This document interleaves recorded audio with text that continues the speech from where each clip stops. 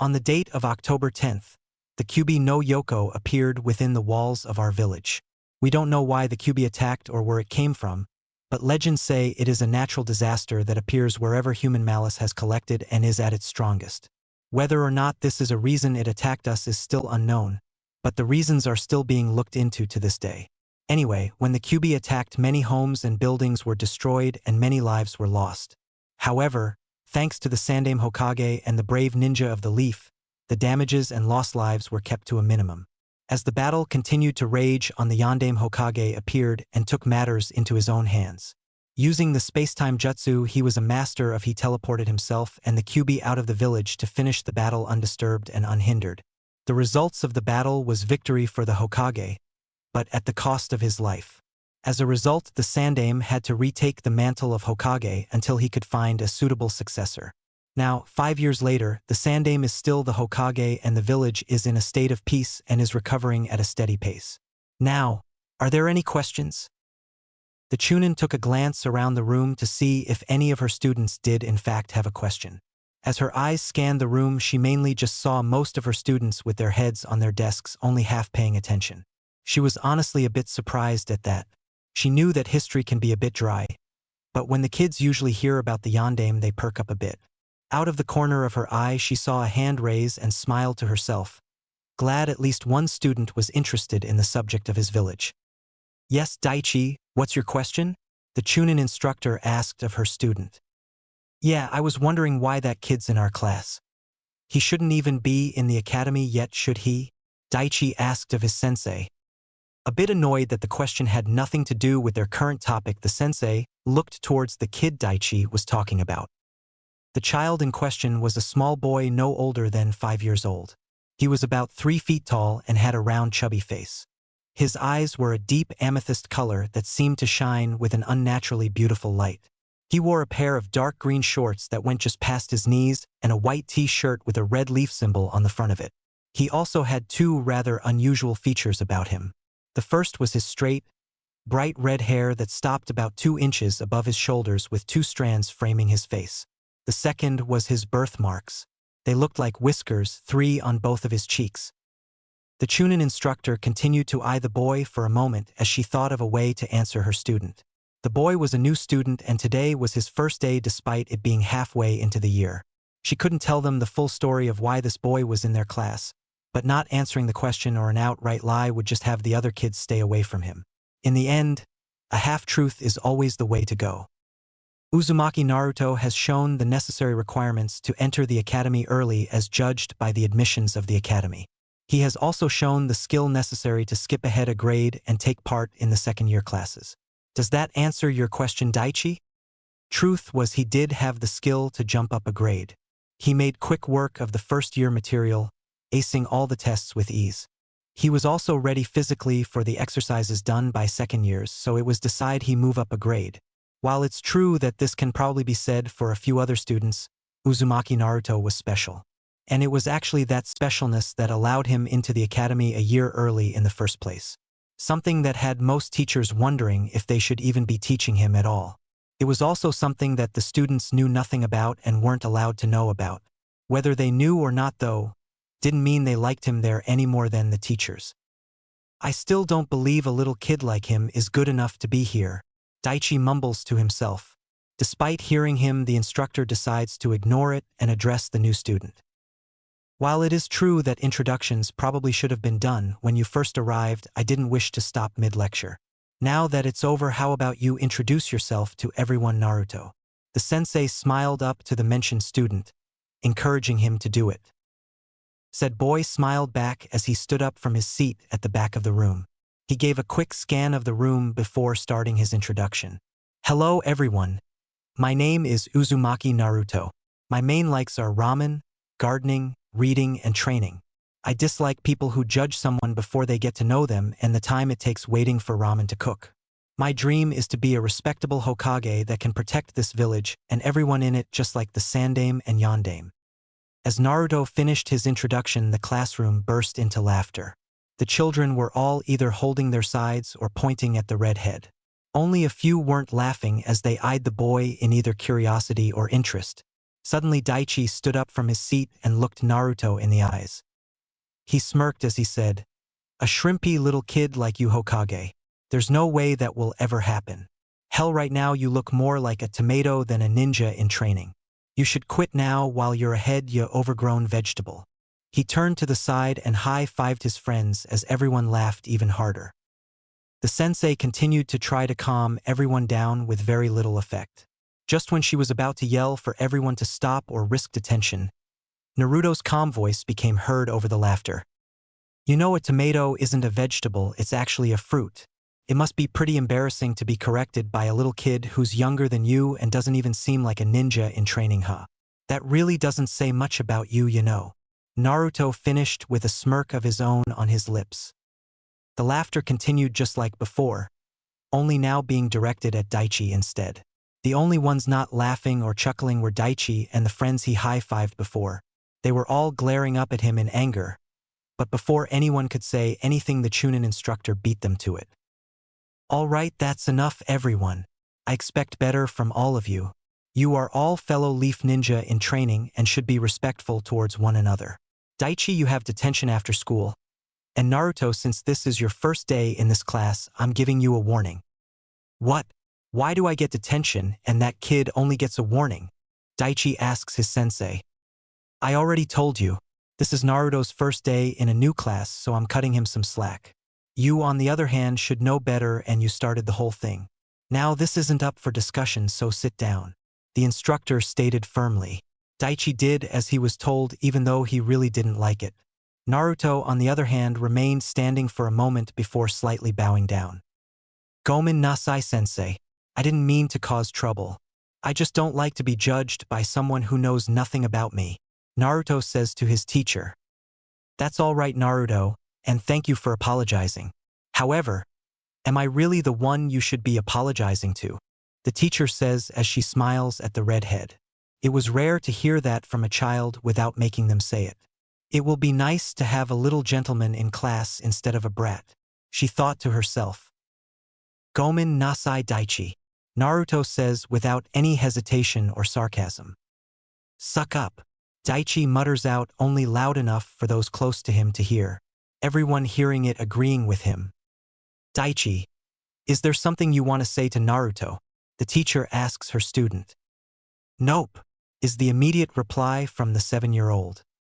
"Daichi," the teacher warned. "Sai. Gomen nasai, Uzumaki." The sensei just let it go, knowing that was the best she was going to get out of him. She stopped for a minute to think about what to do next. History was done for the day, and they already covered some chakra theory earlier. The next best thing to do would be some physical exercise. It will also wake up the few that are still half asleep, she thought to herself. With a plan in mind, the teacher announced it to the class. "All right, everyone, we're going to go outside and do some exercises now. This will give your minds a slight rest and get the blood flowing too. So everyone get up and follow me outside," the Chunin declared. "Hi, Kureni-sensei." The class called out as they followed her through the door. Yuhi Kurenai was what many would call, and have called, a very beautiful woman. She had messy black hair that reached past her shoulders and only stayed out of her eyes because of her Hitai 8, which was placed on her forehead. Her eyes were an exotic wine-colored red that had an extra ring around the pupil. She wore red lipstick and used purple eyeliner. Her clothes consists of red pants with a red sleeveless turtleneck shirt. Over that is a traditional Chunin flat jacket that most Chunins wear. Currently, she was watching as her students started wrapping up the exercises they were doing. It wasn't anything big. Some laps around the school along with some push-ups and sit-ups. Maybe some sparring if they had some time. They were just children right now. There was no need to go overboard and try to do things that would physically stunt them. Her eyes then drifted to her youngest charge, one that was already done with his exercises. He's 2 years younger than everyone, and yet he's still keeping up with the best students in the class. Kurenai noticed as she saw the redhead stand with the others that were done. Despite what some people believed, he really did deserve to be in this class. He's keeping up with the best students not only physically, but based on his previous test scores academically as well. Kurenai smiled to herself a bit as the rest of her students finished their tasks. "I may just have a little prodigy in my class," Then again, that may be a bit much. I'll keep an eye on him though. He's an interesting little boy, she thought to herself. Sure, she knew just who this boy was, but truth was it didn't really matter to her. She was a teacher and she was going to teach any student that came under her wing regardless of who they were or what they may hold. Refocusing on her students, Kurenai announced to the class. All right everyone, you all did a good job. I'm gonna let you all have lunch a bit early today. But that means everyone is back exactly on time for the next class, all right? Hi, Kureni-sensei. Was the response she got from every student. Kurenai watched them all for a moment longer before turning around and heading back into the classroom to grade some papers. Naruto was currently sitting on the swing that was located on the tree right outside the entrance of the academy. It was halfway through lunch and he had already eaten the bento that his Nachan had packed for him. He was currently reading a book that he got not too long ago. At least he was trying to. Naruto may be smart for his age, but he was still just a child and he had trouble with some of the words. He underlined those words so he could ask his Nachan what they meant later. As he was underlining, he saw someone walking towards him out of his peripheral vision. He put his book and pencil down and turned towards the new arrival. Naruto recognized him as one of his current classmates. It was a boy who was taller than him, not really all that surprising. He had black, semi-spiky hair that reached down to his shoulders. He had golden-colored eyes and tan skin. He was wearing black pants that had a lot of pockets on them and a white t-shirt with what looked like 3 claw marks as a design on the front. He was also wearing a necklace that had something that looked like a black diamond hanging from a silver chain. The boy continued to walk towards him till he was right in front of him. Then he stuck out his hand with a smirk. It's rare to see a new kid stand up for himself in front of an entire class where everyone is older than him. That takes some guts. My name is Kyo, what's your name, kid? I wasn't really paying attention when it was said. Thanks. My name's Uzumaki Naruto, and aren't you a kid too? Naruto answered as he shook Kyo's hand and then questioned him right back. Yeah, so, is there a problem with a kid calling an even younger kid a kid? Was the immediate response followed by a smile. No, I guess there isn't, Naruto said with a smile of his own. So is there something I can help you with, Kyo? Not really, no. Just figured I'd tell you to watch out for Daichi is all. He seems to be gunning for you after what you said to him. Really? Well, thanks for the tip, but I think I'll be all right, Naruto told him with no hint of worry in his voice. Kyo grinned as he heard this. Hey, you're an interesting kid, you know that, but really you should watch out for Daichi. He won't do anything if someone's with you, but he'll most likely gang up on you with his friends when he does find you alone. Dude's a coward like that. Thanks for the warning. I really appreciate it. I'll keep it in mind and think of something, Naruto told him, already trying to think of something to get Daichi off his back. No problem, Red. So what you're reading there? It doesn't look like anything from school, and you seemed pretty into it before I came over. Kyo questioned the younger boy. It was a present from someone close. It's called The Tale of the Utterly Gutsy Shinobi, and it's a really good book. Well, at least the parts one can fully make out are really good. I'm having trouble with some of the words, he admitted with a sheepish smile. Makes sense, you are just a kid. But you know, if you want, I can try and help you out with some of the words. Though I don't know how much help I'll be, the older boy suggested. Really? That would be great.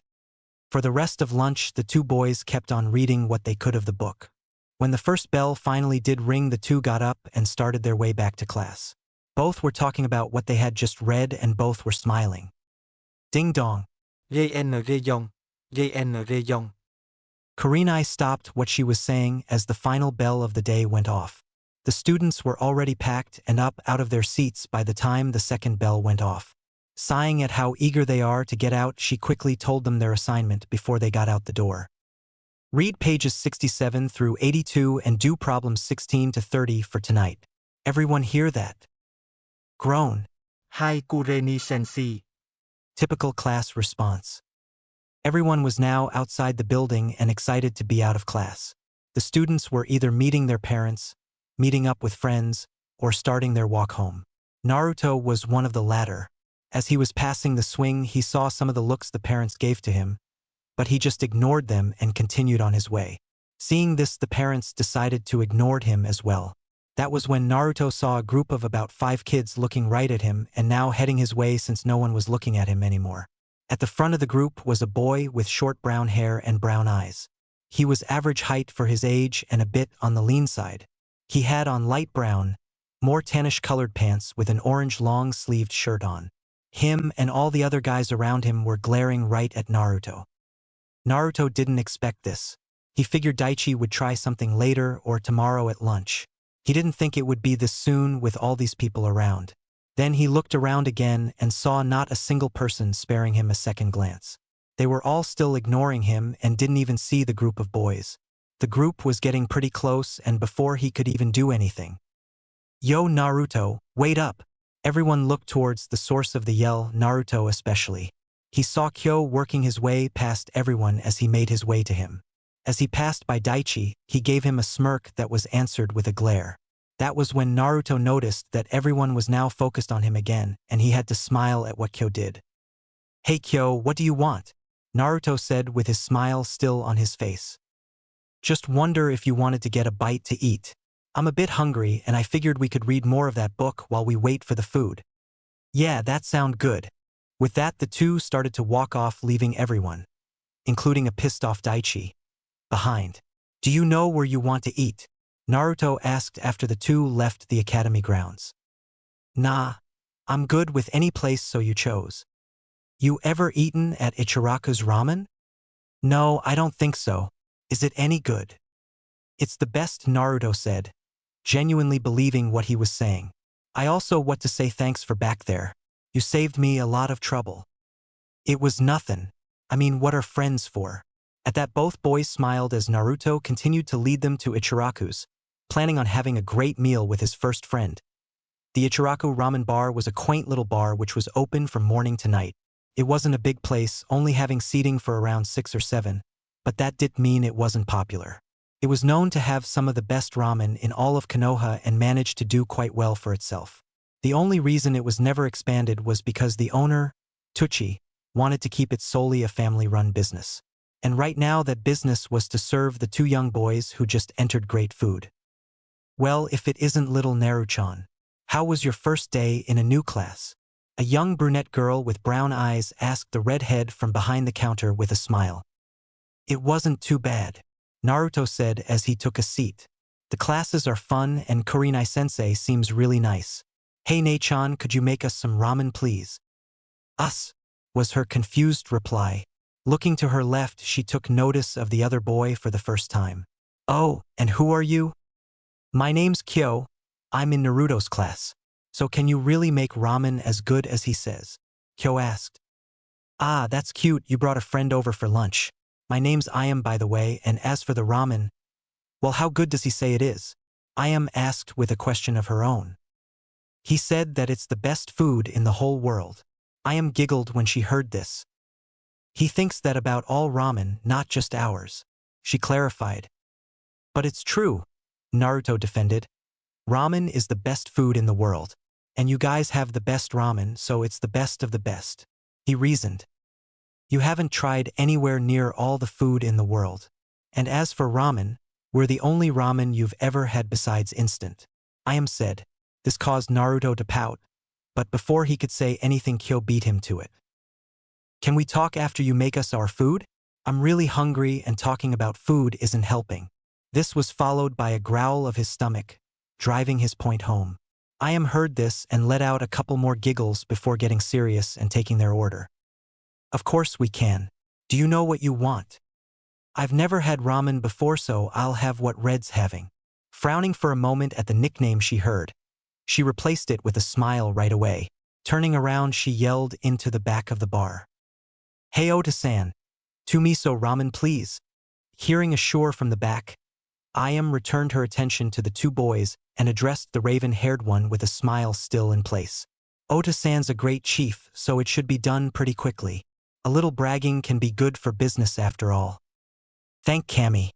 I didn't have much for lunch and I'm really hungry," Kyo said with some relief in his voice. Hearing lunch caused Iam to remember something she's been waiting to ask Naruto. "Speaking of lunch, how'd you like that bento I packed for you, Naruto-chan? I made sure to put in some extra pork," Iam asked. It was great, Nachan. Everything tasted really good and it filled me right up. The rice tasted funny though. And can you stop calling me Naruchan? Naruto asked his Nachan with a frown. Ayam gave him a big smile as she answered. Nope, you're always going to be little Naruchan to me. I am glad you liked it all though. As for the rice, I cooked it a little longer and put some seasoning on dash dot. Please stop. I can't hear any more about food. Kyo whined out loud, causing the other two to laugh a bit at him. There's nothing funny about me being hungry, was his pout-filled reply to the laughs. Sorry, but I think it is, Naruto said as a few more laughs escaped him. He then remembered the book that he was reading during lunch and decided to ask Ayam about it now. Hey Nachan. Seeing her give him her attention, he continued. I was reading that book Gigi gave me during lunch and I'm having trouble with some of the words. Can you help me out with it? Naruto asked. This got Kyo's attention and he decided to add in his own 2 cents. Yeah, I tried to help him out, but that book is really hard. Even together we don't understand half of it. Makes sense, you are just kids, Ayam said, which caused Kyo to pause. That was the same thing he said to Naruto at lunch. Frowning for a second, Kyo asked her a question you are never supposed to ask a woman. And how old are you that you can understand everything that we can't?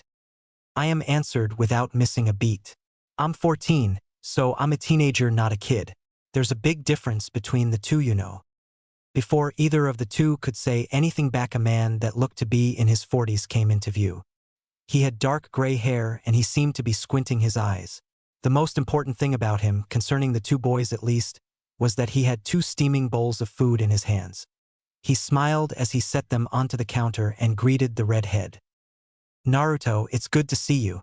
He then turned to address the only girl there. Ayam, you should have told me Naruto was here. And who's this young man with him? The chief asked the waitress. I figured it would be a nice little surprise too, San.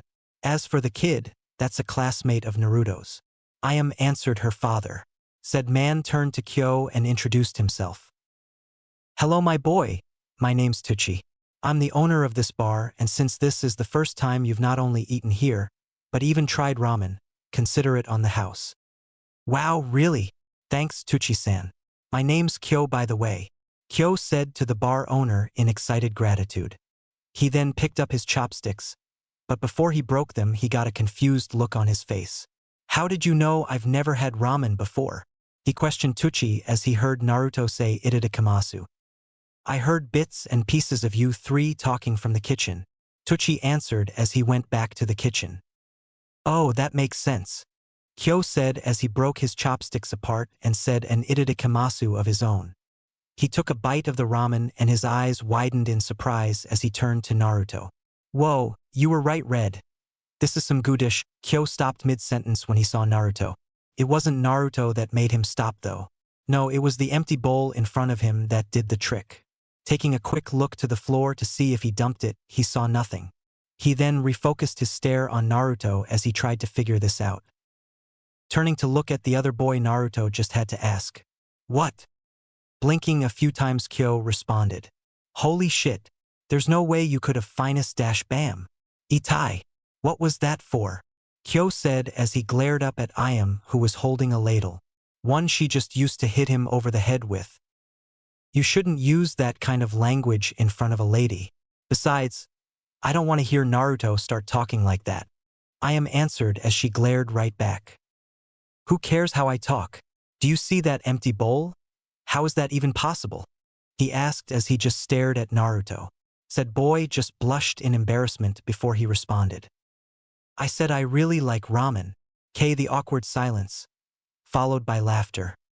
After a good laugh at Naruto's expense, the 2 boys finished their meals. They stayed there for a while as Ayam helped them read and understand the tale of the utterly gutsy shinobi. Naruto wanted to keep reading, but the bar started to get busy so they had to stop. Ayam did have a job to do after all.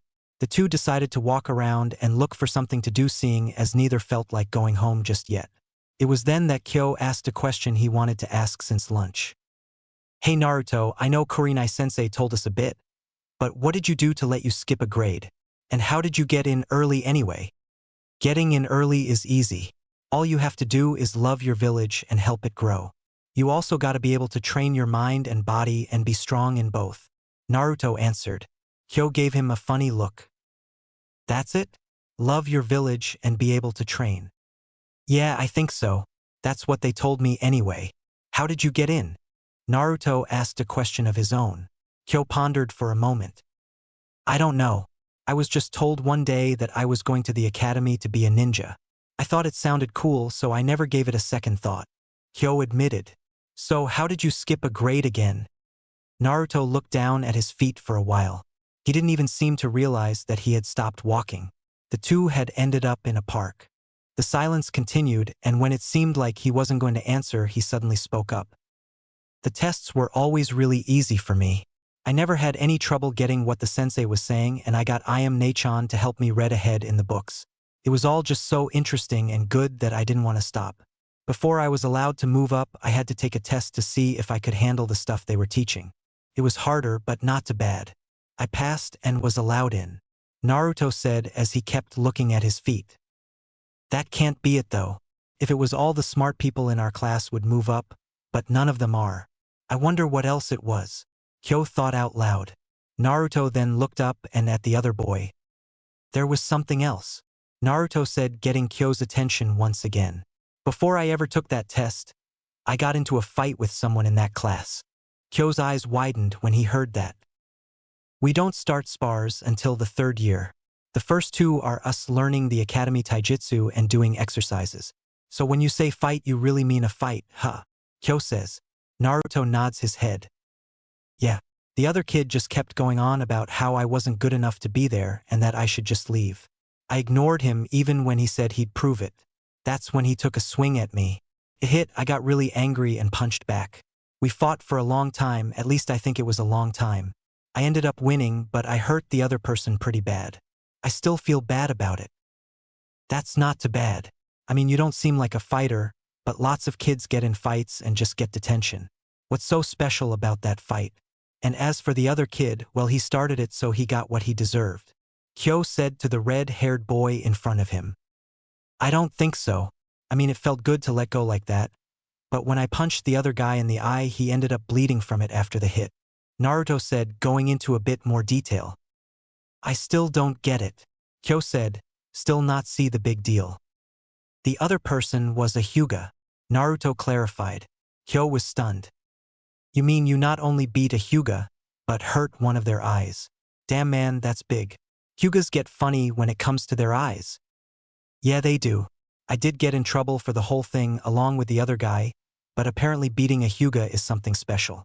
Even if he wasn't trained that much yet, everyone was still surprised that I won. A couple weeks later, they asked me if I wanted to take a test to move up a year. That's really it. Naruto said, finishing his story. Kyo seemed to think about it as he leaned against a tree. Naruto wondering just when they got anywhere near a tree. That sucks for the Hyuga, but the story is kind of cool. I mean, you actually beat up a Hyuga. You must be stronger than I thought. Kyo says to Naruto before grinning. Guess you really didn't need to worry about Daichi after all. If he had his friends with him, I would. I don't even know how strong he is, so I might even if it was just him. He's not bad, but not that good either. Kyo informs Naruto. Naruto thinks about it for a second before looking up and noticing that the sun was starting to set. I didn't know it was this late yet. Looking back at his current company, he addresses him. I got to go. I promised Nechan I'd help her in the garden today. Kyo blinks at that as he gets up. You really garden? I thought you were just kidding earlier, he says as Naruto smiles. Nope, I really do. But I don't really do anything, Nechan does most of it. I just kind of help her out with the easy stuff, he said, continuing to smile the whole time. Alright, I gotta get going too. Don't want that old man to get mad. See ya later, Red. Kyo was already walking and waving before he even finished talking. Naruto waved back before looking around to find out where he was. Once he figured it out, he too started on his way home. As he was walking, Naruto started to think about Kyo. He was a fun guy and he seemed really nice. Other people seemed nice too though. Naruto thought to himself with a frown. It was true. Other people have pretended to be nice to him to get him to do something or try something against him. The latter was very rare and only happened once. Before anything could even happen, someone dressed in black with a mask on stopped it. Whatever it was. Point is, this has happened before, and I don't want it to happen again. Kyo seems nice, but I'll wait a while before I decide anything about him. Finished with that line of thought, he looked up to see he was at Ichiraku. He walked in, took a seat, and waited for his Nachan to finish so they could go and do some gardening. The next day at the academy. It was about 15 minutes till the start of class. Not many people were in the classroom yet, not even Kurenai-sensei. Naruto was currently sitting in the same seat he was yesterday, which was at the top row 2 seats away from the window. He was just waiting for class to start since he didn't really have that much time to do anything. A few kids would look at him and he would stare right back before giving them a slight smile and looking out the window again. That's when he saw a group of people out there. It looked like a couple of girls and, Kyo, wonder what they're talking about. It's not really my business, Naruto thought as his attention drifted elsewhere again. It was a little after that moment that Daichi and his friends walked in and started to cause a commotion. Where the hell is he? I'm going to beat that loser for yesterday, Daichi yelled out to everyone. Naruto got a bit of a sinking feeling in his stomach but kept his calm. One of the other kids then pointed up towards him. He's up there, Daichi, said Boy, and his friends looked to where the kid pointed and spotted Naruto. They all frowned/sneered at seeing him but didn't do anything else. I don't care about the tomato right now, I'll get him later. I want to know where Kyo is, Daichi said, confusing everyone in the room. Naruto had to wonder just what it was that Kyo did since he was with the other boy for most of the day yesterday. Did someone call my name? Speak of the devil and it shall appear. Kyo walked into the room and looked around a bit before his gaze stopped on Daichi. A grin then worked its way onto his face despite the glare the small group was sending him. Well, if it isn't Chiri-san, one. If you're looking for me, then you must need me for something. I'll be glad to help you however I can, Kyo said with sarcasm rolling right off his tongue. This just caused Daichi to glare even harder at him, in turn making him smirk more and leaving Naruto to wonder what the hell was going on. Help? You were supposed to help by telling that tomato up there to get ready to fight after school yesterday during lunch. This caused said tomato's eyes to widen in surprise, but Daichi wasn't finished yet. Instead, you snitched on me to Kurenai-sensei after school when I went to get him. What was that about, huh? He finished as he looked Kyo dead in the eyes. The entire class was watching this now, waiting to hear what was going to be said next. None more so than Naruto, who narrowed his eyes as he tried to figure this all out. He was slowly starting to see the picture too. Well, for one, I just like messing with you. I really don't know why you'd even believe me, stupid, he. At this, Daichi's friends had to stop him from charging Kyo right there. Second, I was just evening the score from last week when you got me detention with those stupid frogs of yours. So really we're even. Kyo finished with a big smile. Daichi got his friends to let him go and was now approaching the black-haired boy. You're dead, Akachan, too, Daichi said while Kyo narrowed his eyes at the nickname. Is he really now? Just what were you planning on doing, Daichi? A voice said from the doorway. Everyone froze before turning to the door and seeing Kurenai-sensei standing there with her eyes focused on the two boys who had the spotlight a moment ago. It's not what it looks like, Kurenai-sensei, Daichi tried to explain, but she wasn't hearing any of it. I saw and heard it for myself, so don't even bother. That's another day of detention for you, Daichi. And Kyo, you better behave yourself because I'm watching you today. One slip up and you're in here right next to Daichi after school. Is that clear? She said to the two of them. Crystal, Kurenai-sensei, they both said at the same time. Good. Now everyone get to your seats so we can start class. Everyone quickly did as she told them. With a sigh escaping her lips, she started her class. Naruto was walking through the halls right now to get out of the building. It was lunch now and he had something to talk to Kyo about. He saw him head outside to eat and was going to follow him out. He finally made it to the hall leading to the doors. But before he got out, he saw a couple of familiar girls standing next to the door. They were all in his class, but he was sure he saw the three somewhere else too. He just couldn't think of where. The three finally saw him and waved at him. Deciding to see what they wanted, he stopped in front of them to talk. Is there something I can help you girls with? The redhead questioned as he looked at the three. The middle one had black hair and equally black eyes. The one on the left had brown hair and blue eyes. Finally, the one on the right had green hair with brown eyes. They're all really pretty. It's weird though, I didn't think anyone had green hair. Then again, I can't really say anything about hair color. Naruto absently thought. The middle girl decided to take charge and speak. Actually, we were wondering if you could answer a question? And just so you know, I'm Kazumi and these two are Misaki and Fumiko. Kazumi said. Misaki was on the right and waved when she was introduced, Fumiko doing likewise. It's nice to meet all of you. If you want to ask something then go ahead. I'll try to answer it. Naruto said, smiling at the three girls. They smiled back as Kazumi asked her question. So is it true that you beat a Hyuga in a fight? That was one question that he definitely didn't expect. After all, the only person he told that to was Kyo. Wait a minute. They're the girls that were talking to Kyo earlier. Naruto remembered. That meant that Kyo told them, but why?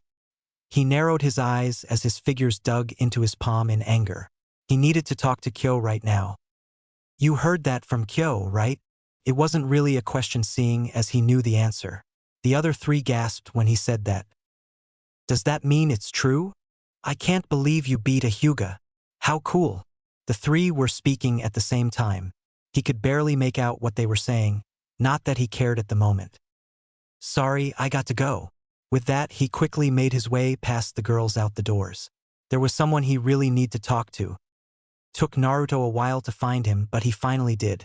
He was currently sitting down and leaning against a tree while he finished what looked like a rice ball. Walking up to him, he was seen by the other boy who waved him over. Hey Red. Over here. You want to take a seat? Kyo asked. As Naruto made it over to him, he decided he'd get right to the point. What was that whole thing with Daichi about earlier? Naruto figured he'd start with something he already had an idea about. This, however, threw Kyo for a loop. What? His intelligent reply. Before class started, Daichi said you were supposed to tell me about a fight we were going to have after school. Naruto refreshed the other boy's memory. Oh, that.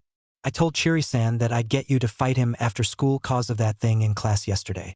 Then after the bell rang, I watched him leave and got Kurinai-sensei so he'd get another detention.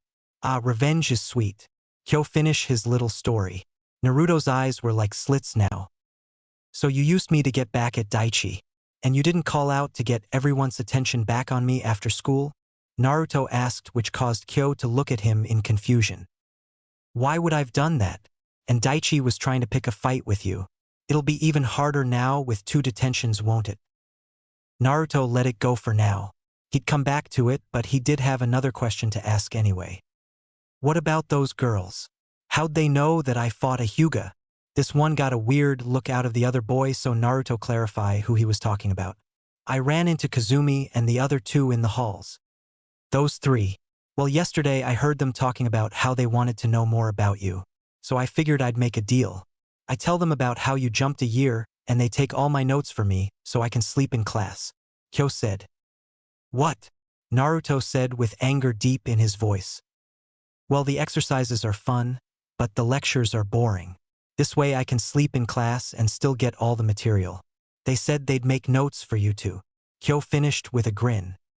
So you met me to get back at someone else and hung out with me to get info out of me?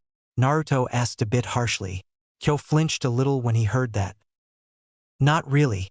The Daichi thing was just spur of the moment and everyone would have heard about your fight with the Hyuga sooner or later. Hell, I'm surprised no one knew yet. As for the rest, I did like that book and really did have fun yesterday, so I don't see the big deal about all this. Kyo explained and defended himself. Naruto just continued to glare at him before letting off a big sigh and slumping his shoulders. He then looked up with tired, sad eyes that truly shocked Kyo. Naruto then simply walked past him, talking just loud enough to be heard. I guess you don't see it. I'm not surprised, no one ever does. When Kyo turned around, Naruto was already back inside the building, just in time for the bell to ring. For the rest of the day, Naruto avoided Kyo. Even after school, when Kyo was waiting for him and asking to talk about it, Naruto just continued on.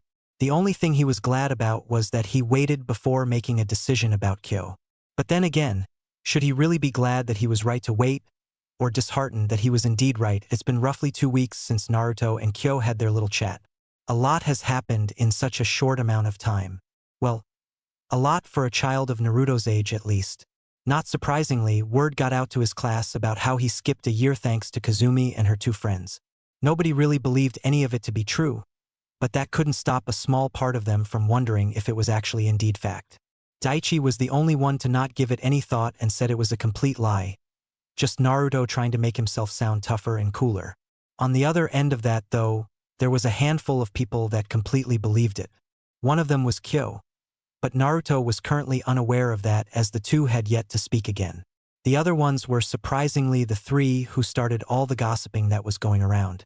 One of which, you know you're never going to hit anywhere near the bullseye like that. Naruto felt a sigh escape him as he turned to his uninvited guest. What's wrong with how I'm doing this? He asked with a bit of annoyance. It was after school and Naruto had decided to get in some practice throwing kunai in a small training field the academy had. Normally it would be packed, but most kids were already at home or playing seeing as it was Saturday. Sunday was their only day off, so all the kids spent Saturday evening and Sunday just goofing off.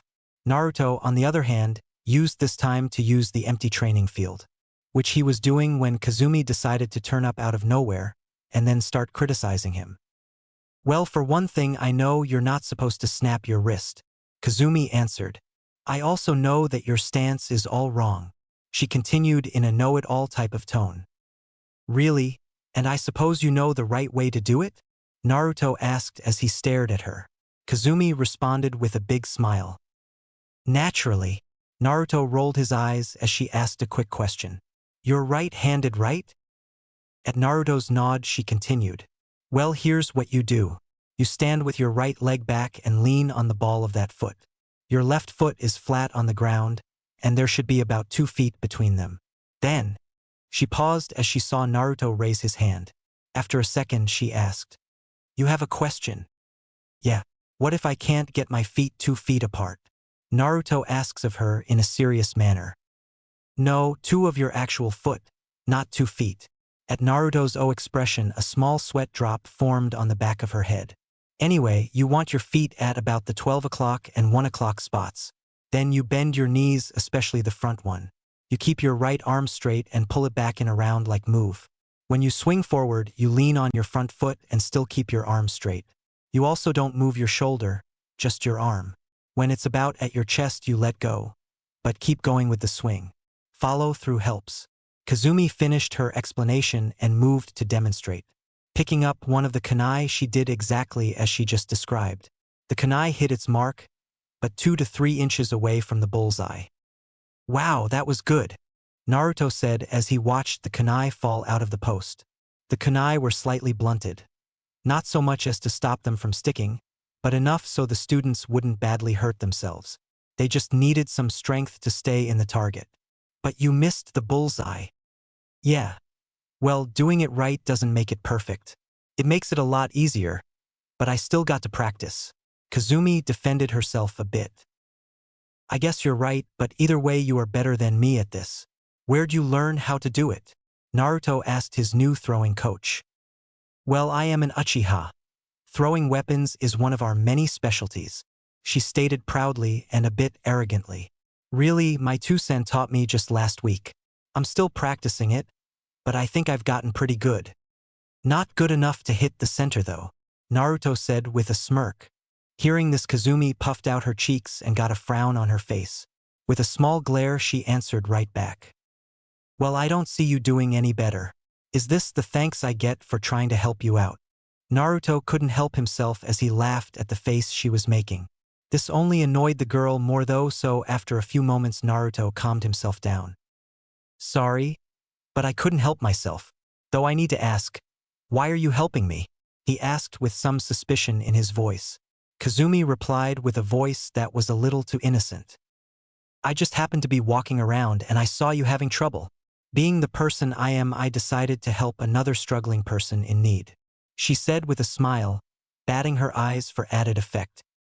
Naruto gave her a deadpan look, causing her to slowly drop the cute look. Not buying it, huh? Oh well. Truth is, I saw how sad and annoyed you were after everyone found out why you're in our class and I felt a bit bad. That's not what I was sad about. Naruto said with a sigh. Kazumi gave him a puzzled look when she heard that. Then what were you sad about? It doesn't matter. What does is you. What did you really come to see me for? Naruto asked again.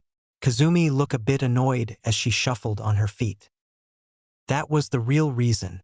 It just wasn't the only reason, she said as Naruto narrowed his eyes onto her.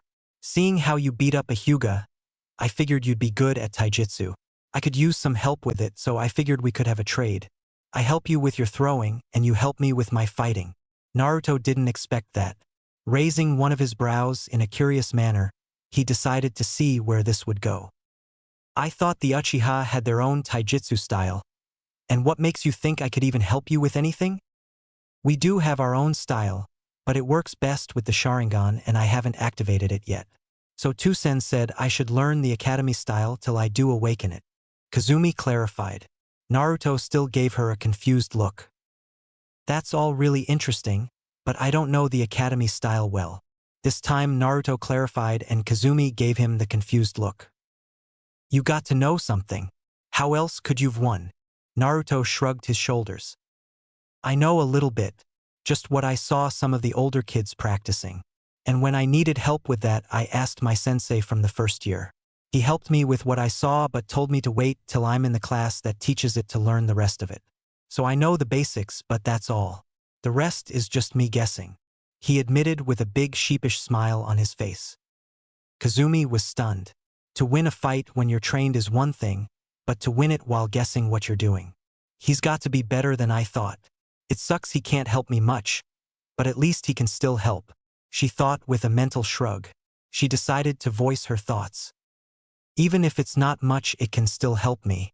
Besides, I already showed you how to throw right, so you owe me. Naruto just looked at her before he smirked. That's your problem, not mine.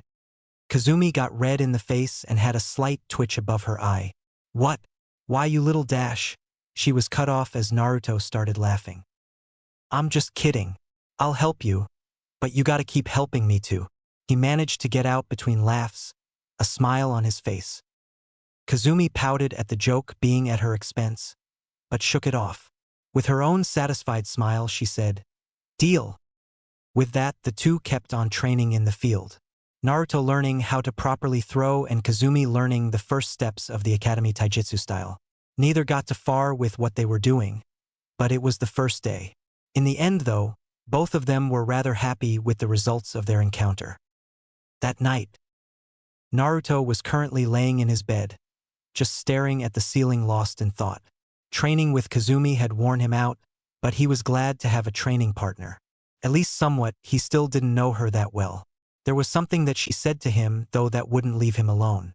It was something Kyo brought up as well, but he was too upset with the situation at the time to think on it afterwards.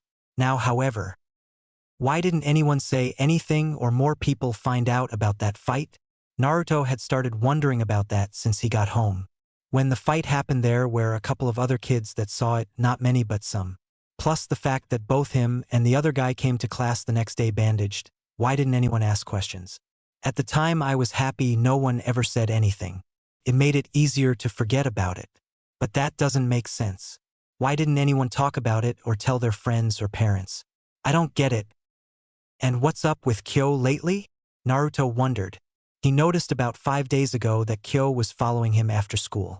He never got to close, he would just watch from a distance, but he did it every day since then. Creeped him out, really.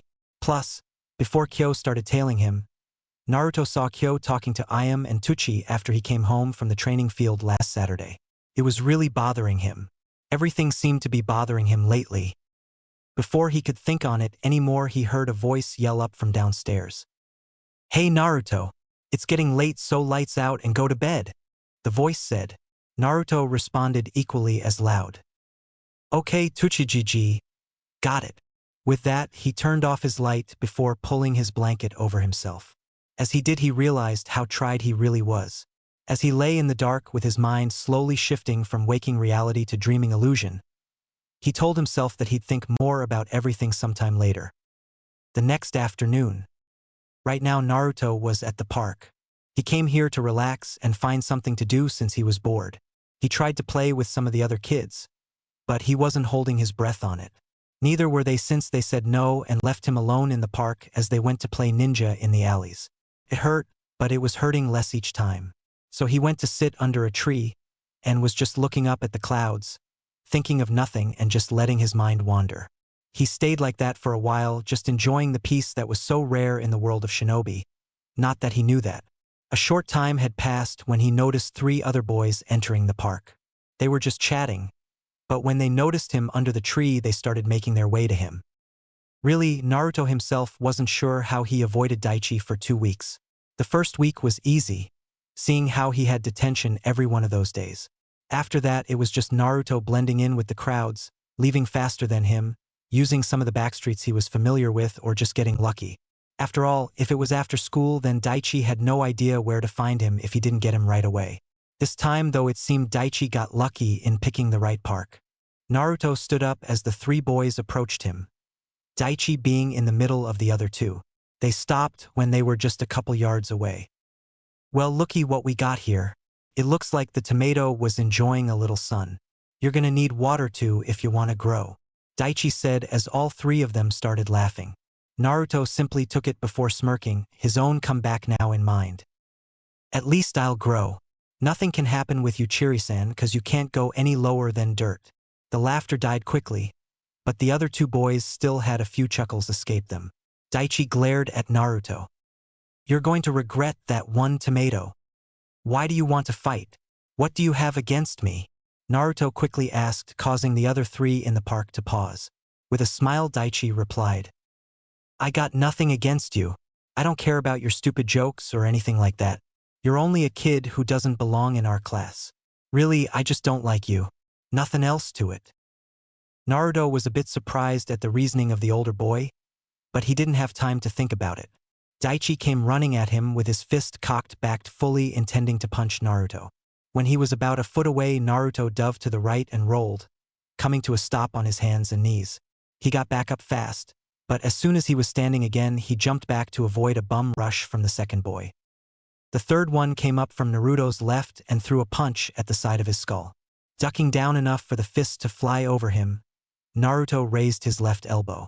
The other guy slammed right into it using his own momentum and stopped, a small breath escaping him. As he was already on the ground, Naruto shot out his left foot, hitting the other boy on the shin. With the boy now off balance, he swiped his leg in a counterclockwise arc, taking his opponent off his feet. Jumping back, Naruto watched as the boy landed hard on his face before turning around to look for the other 2. Too bad he turned into a right hook courtesy of Daichi. Stumbling back a bit, he regained himself enough to try to block the follow-up from Daichi.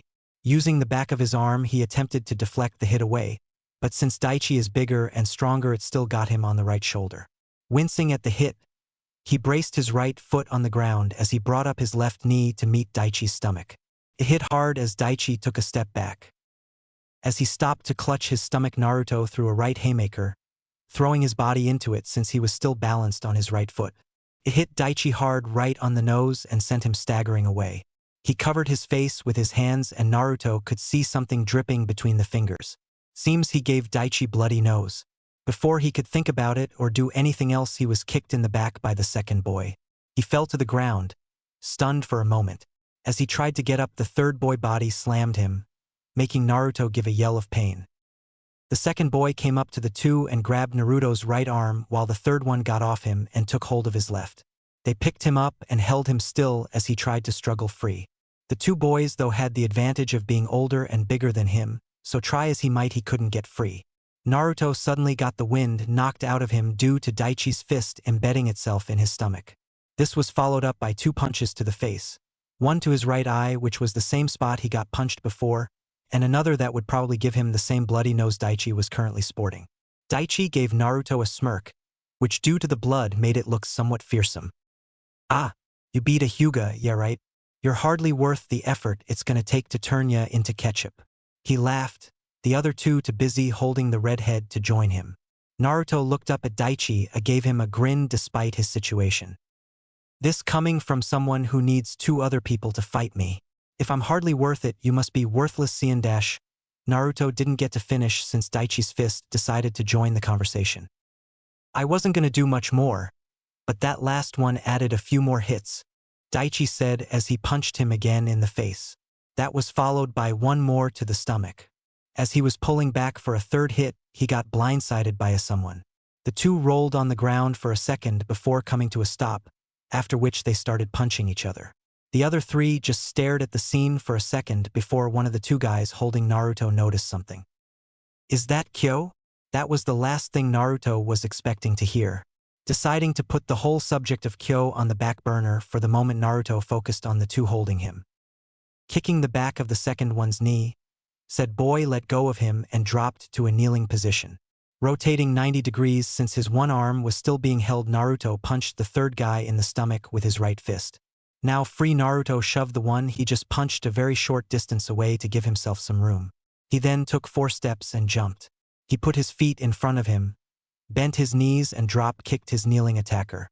Using him like a springboard, Naruto jumped off him and shouldered the one that was still standing close to him. All 3 of them hit the ground with a thud. Naruto was the first one to climb to his feet. The one that got slammed by his shoulder took a bit longer, giving Naruto a breather. The one that was drop-kicked just stayed on the ground. After catching his breath and while his opponent was still collecting himself, Naruto attacked. He did a quick 1-2 to his stomach before upper-cutting the older boy who was stunned by the combo. Naruto decided to finish it, so he ran up to the other boy and jumped. He did a 360 spin, lashing out with his right foot, which connected hard with the other fighter's face. Naruto landed on his left foot as the other one landed on his ass. He seemed happy to stay down. Naruto was breathing heavily by this point. He started to stumble over to tree before leaning on it and sliding down into a seated position. He just sat there for a moment, taking in the fact of what just happened. After a few more deep breaths, he looked up in time to see Daichi go down. Naruto managed to get a look at his face. Seems Kyo added 2 black eyes and a cut to his cheek. As he was on the ground, Daichi spared a glance in Naruto's direction and saw his 2 friends slowly getting up. Even though he saw them getting up, he knew they weren't going to fight anymore, judging by their groans of pain. Sloppily getting to his feet, Daichi turned in the opposite direction of Kyo and ran. His 2 friends saw this as they got to their feet. "Hey Daichi, wait up man," one of them called as they followed after their apparent leader. Naruto breathed a sigh of relief at seeing them leave. He decided to forget the tree and laid out on his back. Hearing footsteps, he looked up to see Kyo there. He had a busted lip and a bruise on his cheek and forehead. Naruto could only guess Daichi head-butted him. The 2 stayed in silence for a while before it was broken by Kyo.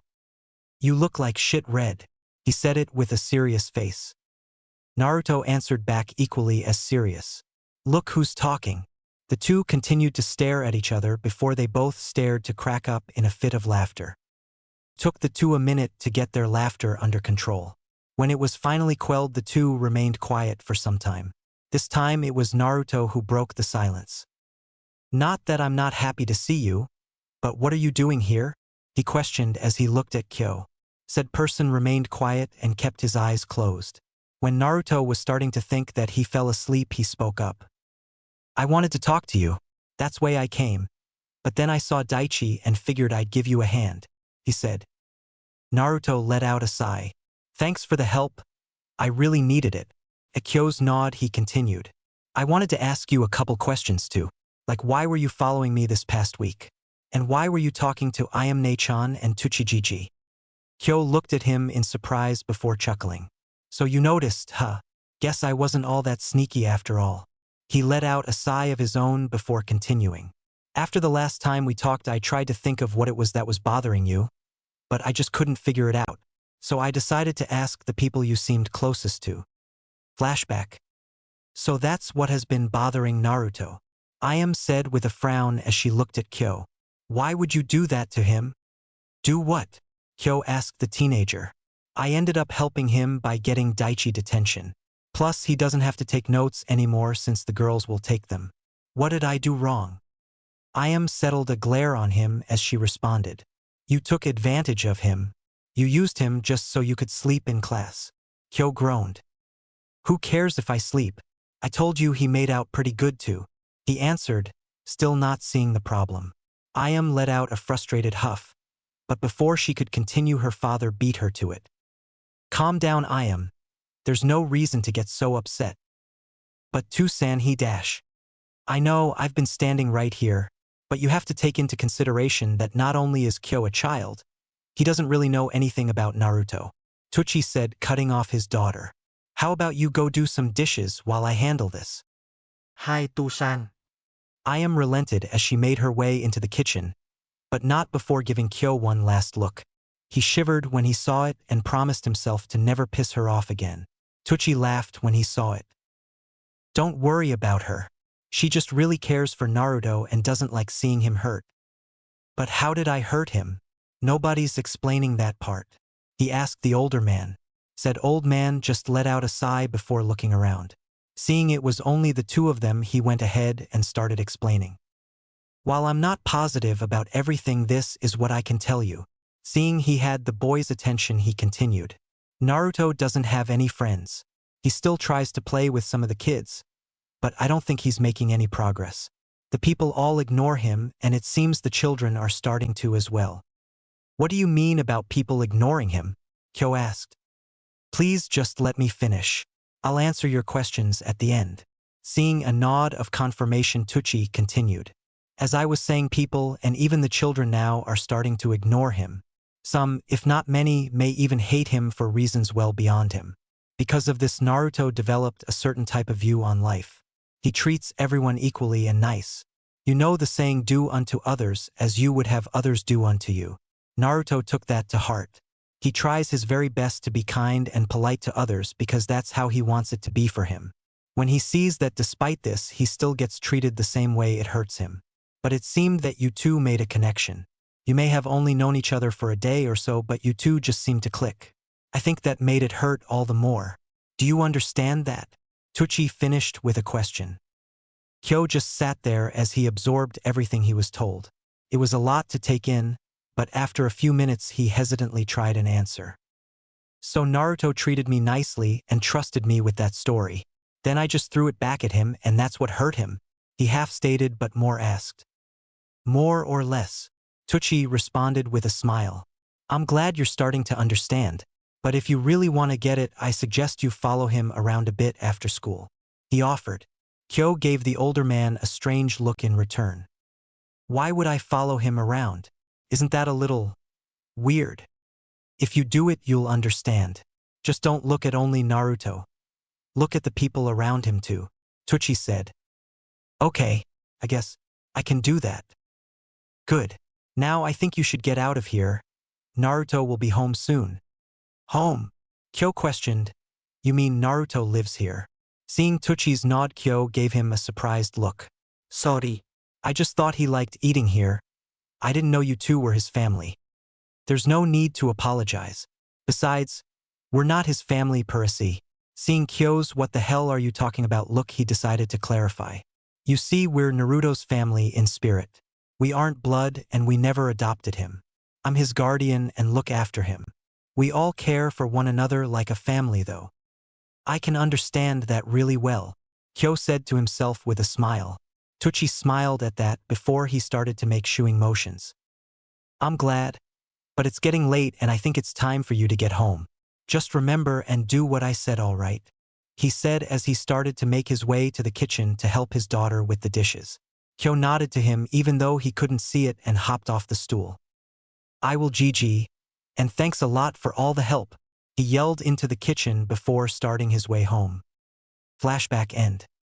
After that, I followed you around from time to time to see what Tucci-san was talking about. Kyo finished up his short story. He was sitting cross-legged on the ground in front of Naruto.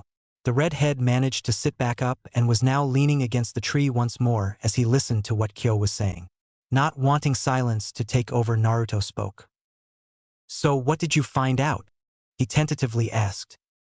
Kyo let a sigh escape his lips before looking away from Naruto.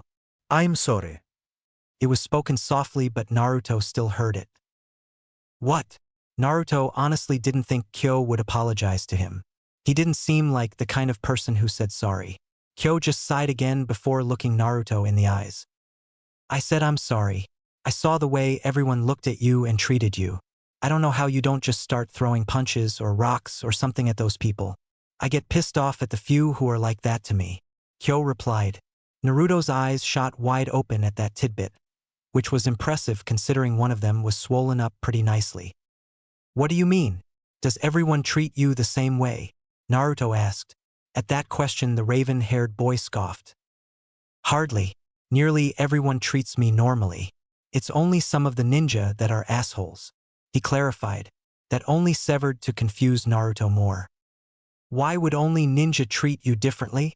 Hearing his own question and just how personal their conversation was getting, Naruto decided to try and stop it. Forget it, you don't have to answer that. Don't worry about. Think of it as my way of making it up to you.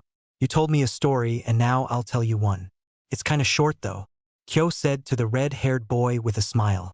Said Redhead didn't know what to say to that, so Kyo continued. The reason some ninja don't like me is because I'm not originally from Konoha. And before you ask, I have no idea where I'm actually from. I was found on the side of the road one day by some merchants when I was a baby. This necklace and stone I wear is all I have of my real family. Anyway, the merchants brought me here and put me in an orphanage. That's not too odd. It seems to happen a lot from what I hear. But apparently I was the first foreign orphan to be allowed to enter the academy for a really long time. I guess the ninja think I'll turn on them or something. Maybe think I'm a spy. But that's stupid. I was found when I was a baby. How could I be a spy? Kyo took a calming breath before finishing. Well, that's my story. Told you it was short, though not anywhere near as bad as what you got. Naruto just sat there as he took it all in. Even if it was to a much lesser extent, Kyo still knew what it was like to be an outcast like him. He knew what it was like to be an orphan and not have a clue as to who your parents are. They were more alike than he thought. Despite not wanting to ask it, Naruto really wanted to know. Do you still live at the orphanage, or were you adopted? At the question, Kyo gave him a smirk. Neither. An old man took me in but never adopted me. Kind of like you with Tuchi-san and Iam-san. Here he gave a pause. Then again, I doubt those two make you work for them when you're not at school or training. No. They don't. Naruto answered with a small sweat drop. Silence settled between the two again, but this time not nearly as unbearable as before. Naruto was just thinking over everything that happened when he heard Kyo's voice. Hey Naruto, you said that you wanted to be Hokage, right? It was more of a statement than a question. Naruto just raised a brow at the random question, but answered anyway. Yeah, I want to be a great Hokage like the Sandaime and Yondaime. Why? Well, that old man I live with asked me a good question. He asked me what I wanted to get out of being a shinobi and do as a shinobi. I didn't have an answer for him when he asked, but I think I might now. At least a part of it anyway, Kyo said. And? What's your answer? Naruto asked, wanting to hear his answer. I want to be the top Umbu commander in all of Konoha. That would make me the Hokage's right-hand man too. So what do you say, Red? What to help each other become the two most badass ninja in the Leaf Village? Kyo said with a grin stretched over his face. Naruto looked like a deer caught in the headlights. He had no idea what to say to that. All he could do is lower his head so his bangs covered his eyes. Despite that, Kyo still managed to see a few teardrops fall to the ground, but decided not to say anything. After about 3 minutes, Naruto rubbed his eyes and cleared away the tears, along with some blood. Looking at the blood on his hand for a moment, Naruto then smiled and stood up. That sounds great. But before we do that, we gotta do something else first, he said. Kyo just looked perplexed as he stood up. It was then that Naruto reached up to his face again and wiped away some of the blood. With the blood still on his hand, he stuck it out. Hello. My name's Uzumaki Naruto. You want to be friends? He said it as he smiled at the other boy. Kyo looked at Naruto for a second before his grin came back full force. He reached up to his bloody lip and got some on his hand.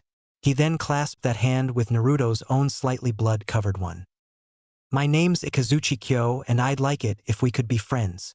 At that, Naruto's smile covered his whole face. This was the true start of a friendship that would change the very future of the shinobi world itself. Naruto stifled a yawn as he continued to walk down the street on his way to school. He was up late last night practicing the leaf concentration exercise, or at least he was trying to.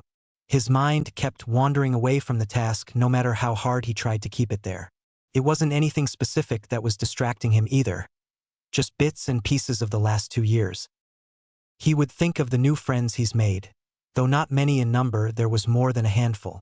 He thought of his ongoing feud with Daichi and how annoying it is to avoid him so as not to fight. He thought about his rival, one he made out of a classmate, that he constantly competed with.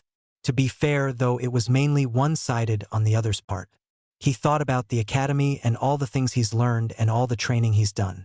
He also recalled his two best friends, Kyo and Kazumi, infiltrating their way to the forefront of his mind. When the name of his best female friend popped into his head, he couldn't stop the small blush that made its way onto his face. The two had become training partners after they taught each other what they could of kunai throwing and taijutsu. They would spar a bit, train, help each other study for classes, and Kazumi even helped Naruto unlock his chakra. Actually, since everything has chakra and all you need to do is find the correct balance of physical and mental energies, perhaps decipher is a better word. Anyway, the two had become rather close and Naruto couldn't help but to develop a small crush on the girl. Of course, he hid it rather well and no one else knew about. No one but Kyo, that is. He just seemed to be an open book to the older boy, but then again it's the same the other way around too. Before his mind could wander further off the beaten path, he heard a bell ring and looked up. Blinking in surprise, Naruto realized he was already at the gate of the academy. Just in time for the first bell too, judging by the slow pace of the other students. Shaking his head to try and clear it, he continued in towards his class. I'm getting lost in thought thinking about thoughts that I've already thought. He paused for a second at that. Wait, yeah, that was right. A bit weird, but right, I think. Deciding to mull over whether he was right or not later, he made his way towards the entrance. Hey Naruto, wait for us. Turning to look at who was calling him, he spotted Misaki and Fumiko making their way to him. He smiled as he stopped to wait for the two to catch up. He got to know the two better thanks to Kazumi, and they ended up becoming pretty fast friends. Though Misaki was a little too energetic for anyone to spend any extended period of time with, he did his best. It took but a moment for the two to catch up to him, and when they did, they all started towards their class again. Thanks a lot for waiting, Naruto-kun. Fumi-chan and I have been looking everywhere for you. Naruto raised a brow as Misaki continued. Yeah, we were wondering if the lilacs in your garden are… Ow! Fumi-chan, what was that for? Misaki questioned after Fumiko elbowed her in the ribs. Once you start talking about flowers, it's hard to get you off them. Besides, that's not what we were going to ask him, Fumiko told her green-haired friend. Naruto all the while was content just sitting back and listening to them talk to one another. Misaki frowned at the other girl as she spoke. I know that. I just don't think it's a big deal. It's probably some clan business they don't want us hearing. Maybe some super secret meeting about how to patent their glare. 'Cause I've seen some Hyuga throwing that around lately. Or maybe they're all doing some super secret eye training or something, she said. As she kept rambling about other secret stuff it could be, Naruto figured now was a good time to enter the conversation since he had an idea of who it was about. Are you two talking about Kazumi? He asked as he took a seat. The two looked at him before looking around and saw that they were in the classroom.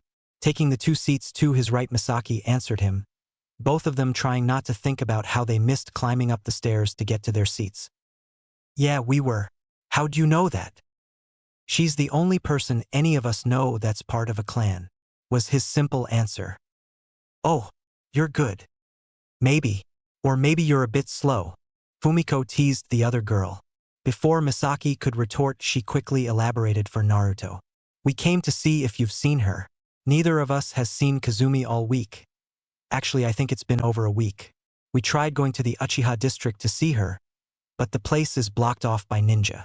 Even some ANBU. We're worried about her, so we're trying to see if anyone's seen her. So, have you? I told you it's nothing to worry about. She's probably… Naruto drowned out the rest of whatever it was that Misaki was going to say to focus on the subject at hand. Naruto thought back to the last time he saw Kazumi, even if it was only in passing. It's been about 9 days, he thought to himself. His face became blank, the normal face he makes when thinking. I haven't seen her in over a week, not even in class. And those two are her best friends. If they haven't seen her, then I doubt anyone has. A stray thought suddenly entered his head, making his eyes widen before narrowing into slits. I haven't seen any of the Uchiha clan this past week. Not a single one. That, considering the size of the clan, was a little disturbing. He continued to ponder that for a while, but was literally shaken out of it by Misaki. "Oi, wake up Naruto. Sensei's here." Turning to the front of class, Naruto saw that she was speaking the truth. As he waited for his sensei to speak, he realized that it was most likely this man that was making him reminisce. The man was in his late 20s, if not already in his 30s, and was rather big. He had brown hair that was covered by his bandana like Hittite and a round face. He had a small goatee, a big nose, and wore standard Chunin attire. This was their new sensei Fun-ino Daikoku. Kurenai-sensei had left just under 2 weeks ago and everyone still missed her, Naruto especially. Kurenai had helped Naruto out whenever he asked for it and never hesitated or looked at him with indifference. She had gained a bit of his respect.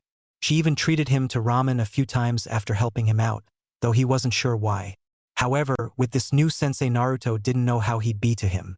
Both of his past senseis had been nice, but he's seen how some of he teachers look at him. He figured he was just remembering some of the good times of class in case they came to an end. He grimaced a little at that thought. I should try being more positive. After all, things have been going really well recently.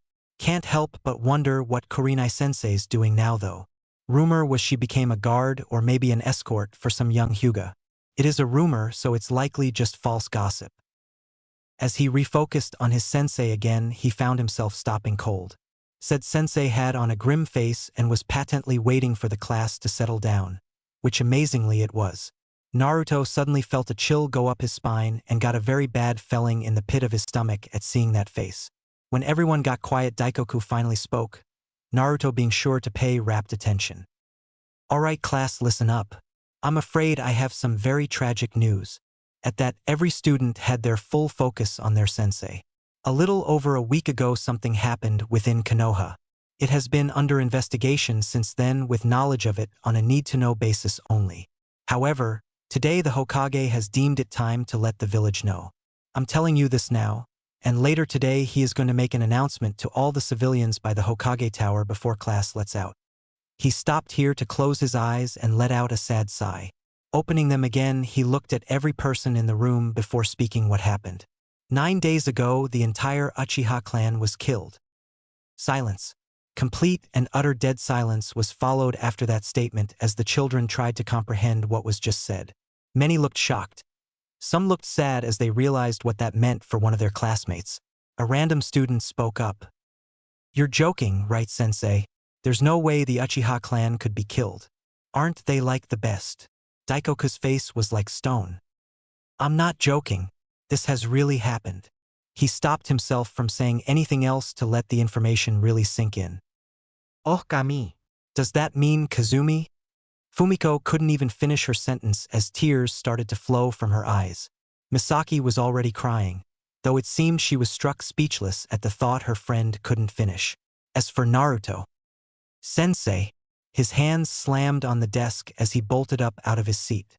Everyone's attention now on the youngest person in the room. Was every Uchiha killed?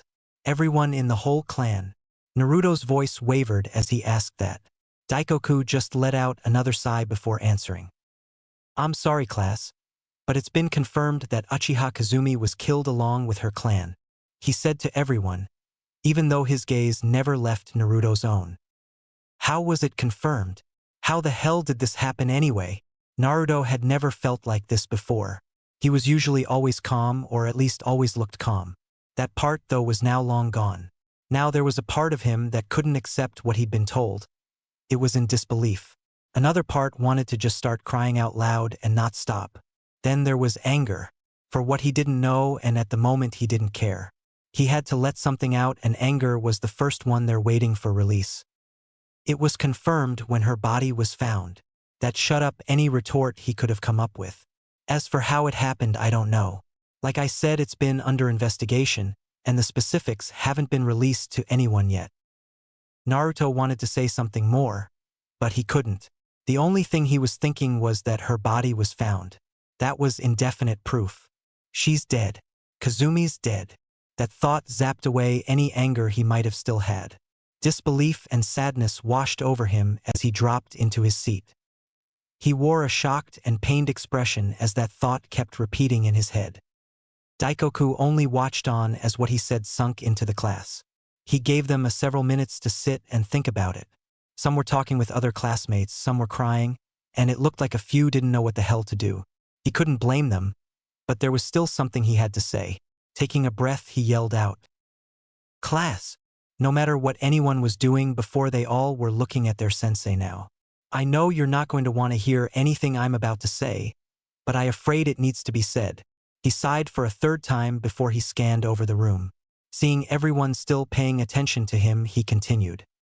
"We are all a part of the village hidden among the leaves. No matter how we feel towards one another, we are all comrades. A single death of one of our own affects and hurts us all. However, since we belong to a hidden village, we are also shinobi, and as shinobi we must face death every time we are on a mission or out of the village. We are willing to give our lives for our home, even if it means some pain must be endured. Unfortunately, sometimes death strikes much closer to home than we'd like. This is an example of that." He paused here to let them absorb what he was saying. He continued not long after. "Truth is, you never really know when you'll be exposed to death. We had hoped it wouldn't be until after you were ninja that you would feel the pain of loss, but it couldn't be helped. All you can do is take this as a lesson. As a shinobi, there will be death. Sometimes caused by you and sometimes to people you know. It is a real fact that will happen. I know you're all young, but if that's something you can't deal with, it would be best for you to stop trying to be a ninja. Because when you are a ninja, there will be some good times, but there will also be many, many bad. Death is always following us shinobi. Always." With that, he finished his speech. The class could only look at their sensei with wide-eyed shock at what he'd just said. Was he serious? Just up and quit like that? Before anyone could ask, he started talking again. "I don't want anyone to say anything. This is all a lot to take in, so you'll all have time to think about it later. The academy is going to be closed for the next few days so things can be taken care of and sorted out. Fact is, all classes that had an Uchiha in them are getting the same speech I just gave you. The other ones are going to find out what happened when they get home and are currently going about a normal day." Turning around, he walked up to the chalkboard and started writing a list. While writing, he spoke to the class without facing them. "Now for the rest of class, I'm going to review the shinobi rules and what it means to be a ninja. I'm not expecting anyone to participate, but it would be wise to listen." And with that, class continued on, even if no one was really paying attention. They all whispered amongst themselves about what they learned. Only 3 kids were quiet in the whole class, and one of them was silent. Misaki and Fumiko were both crying, and to Naruto it looked like they weren't sure what to do with themselves. He then turned and started staring out the window, looking out into nothing before he saw his own reflection. Looking at it, he had to ask himself, "When did I start crying?" Afternoon the next day. It was a bright and sunny day. There were only a few clouds in the sky that were riding on the passing breeze as the leaves whistled when they were hit with the brief wind. There were some small animals in the field and by the training posts, but other than that it was completely empty. Empty with the exception of a young red-haired boy that was laying in its center. Naruto had a conundrum on his hands. He didn't know what to do. He'd been here for quite some hours trying to figure out what to do. After class had let out yesterday, he wandered around with no real aim. He did see that much of the village seemed to be in mourning. Apparently his sensei was right about everyone finding out about the Uchihas before class let out.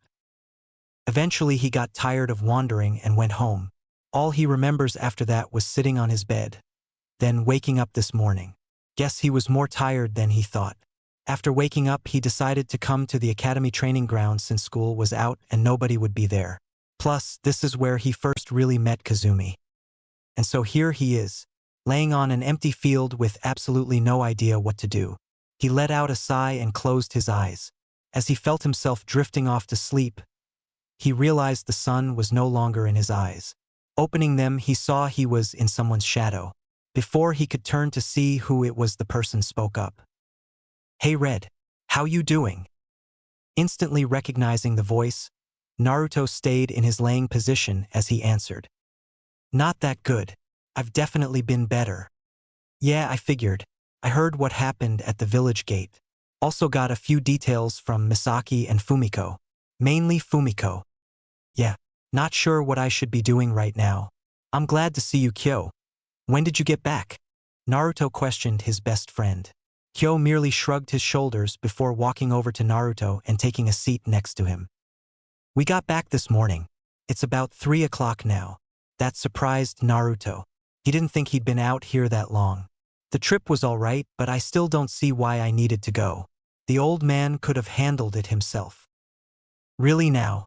Is that the thanks I get for trying to broaden your knowledge of the world? You're an ungrateful brat, you know that? A gruff voice said. Yeah, I know. You tell me at least 3 times a day, you old fossil. Kyo replied back with a sigh. Naruto sat up when he heard the voice and looked over in its direction. Seeing who it was, he greeted him. Hello, Tetsubun-san. How are you doing? Tetsubun Isamu was a man a bit older than the Sandame. However, despite his age, he was still rather muscular even though he was on the short side.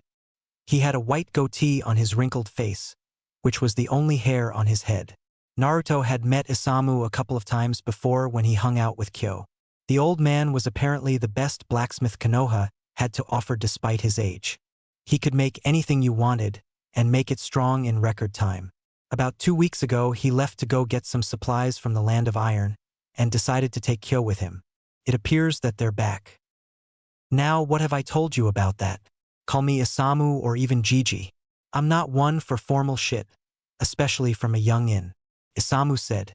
Kyo gave him a look. What about all the crap you give me? You need to learn manners Naruto already has. Besides, it's fun messing with you. He ended with a laugh. Kyo knew nothing he said would have done anything, so he merely mumbled stuff about Isamu under his breath. Naruto was looking at the old man with sad expression. Kyo said, you guys heard about everything. How can you laugh knowing what just happened? Isamu stopped his laughter when he heard the question and got quiet. He seemed to be collecting his thoughts. After a moment he spoke, his eyes gazing directly into Naruto's own. You're right, we do know about what happened to the Uchiha. And while Kyo went to talk to those 2 girls, I stopped by Ichiraku's. I heard from Tuchi that you took the news pretty hard. You know Tuchi Gigi? Naruto asked by way of interruption. Yeah, Ido. We don't see each other much, but we're still friends. Isamu answered. Anyway, after hearing that, both Tuchi and I decided it would be good for you to have some company. So that's why I'm here. But why did you tag along, old man? Kyo asked his caretaker. I was getting to that. I swear I'll teach you patience one day, even if it's the last thing I do, he proclaimed. Kyo just scoffed. At your age, it might be the last thing you ever do. He was rewarded with a slap to the back of the head. As I was saying, Kyo is going to keep you company for the rest of the day. I'm here to bestow a bit of wisdom upon you 2 boys. What kind of wisdom? Naruto asked. The kind you can take to heart and carry with you till the day you die. Seeing both boys paying close attention to him, he continued. Both of you boys are orphans. You know what it's like to be alone and have no one there for you. Neither of you has ever felt the pain of loss yet, at least until now. What's the difference between the 2? They both hurt a lot. Naruto asked the older man. That's something you'll find out on your own. It's different for everyone. How you deal with the loss of family or friends. The important thing to remember, though, is to never forget them. He paused here and got a far-off look in his eye. I'm getting on in my years. I've seen nearly everyone close to my die, whether by time, war, or something else. I'm not gonna lie, even now it hurts like a bitch. But when I think of all the good times between us all, I can't help but smile and laugh. That's all you can do, really. Remember the good times and never forget them. You never get used to death, but you can learn to accept it. The 2 took a second to take in what was just said. Naruto was pondering it while Kyo gave Isamu a look. Where the hell did that come from? Isamu laughed. Ahahaha.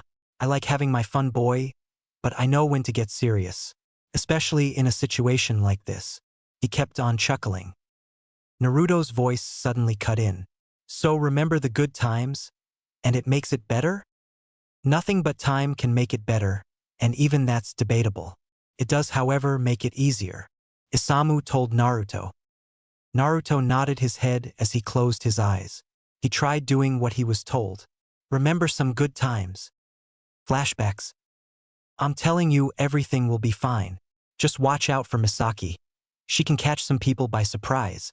Kazumi told Naruto. She can't be that bad, can she? Kazumi turned from looking at Naruto to face forward. As he went to do the same. Hello. Ah. Naruto jumped back about 4 feet and saw the megawatt smile of the green-haired girl he saw in the hall before. As he calmed his breathing, he made to say hello back.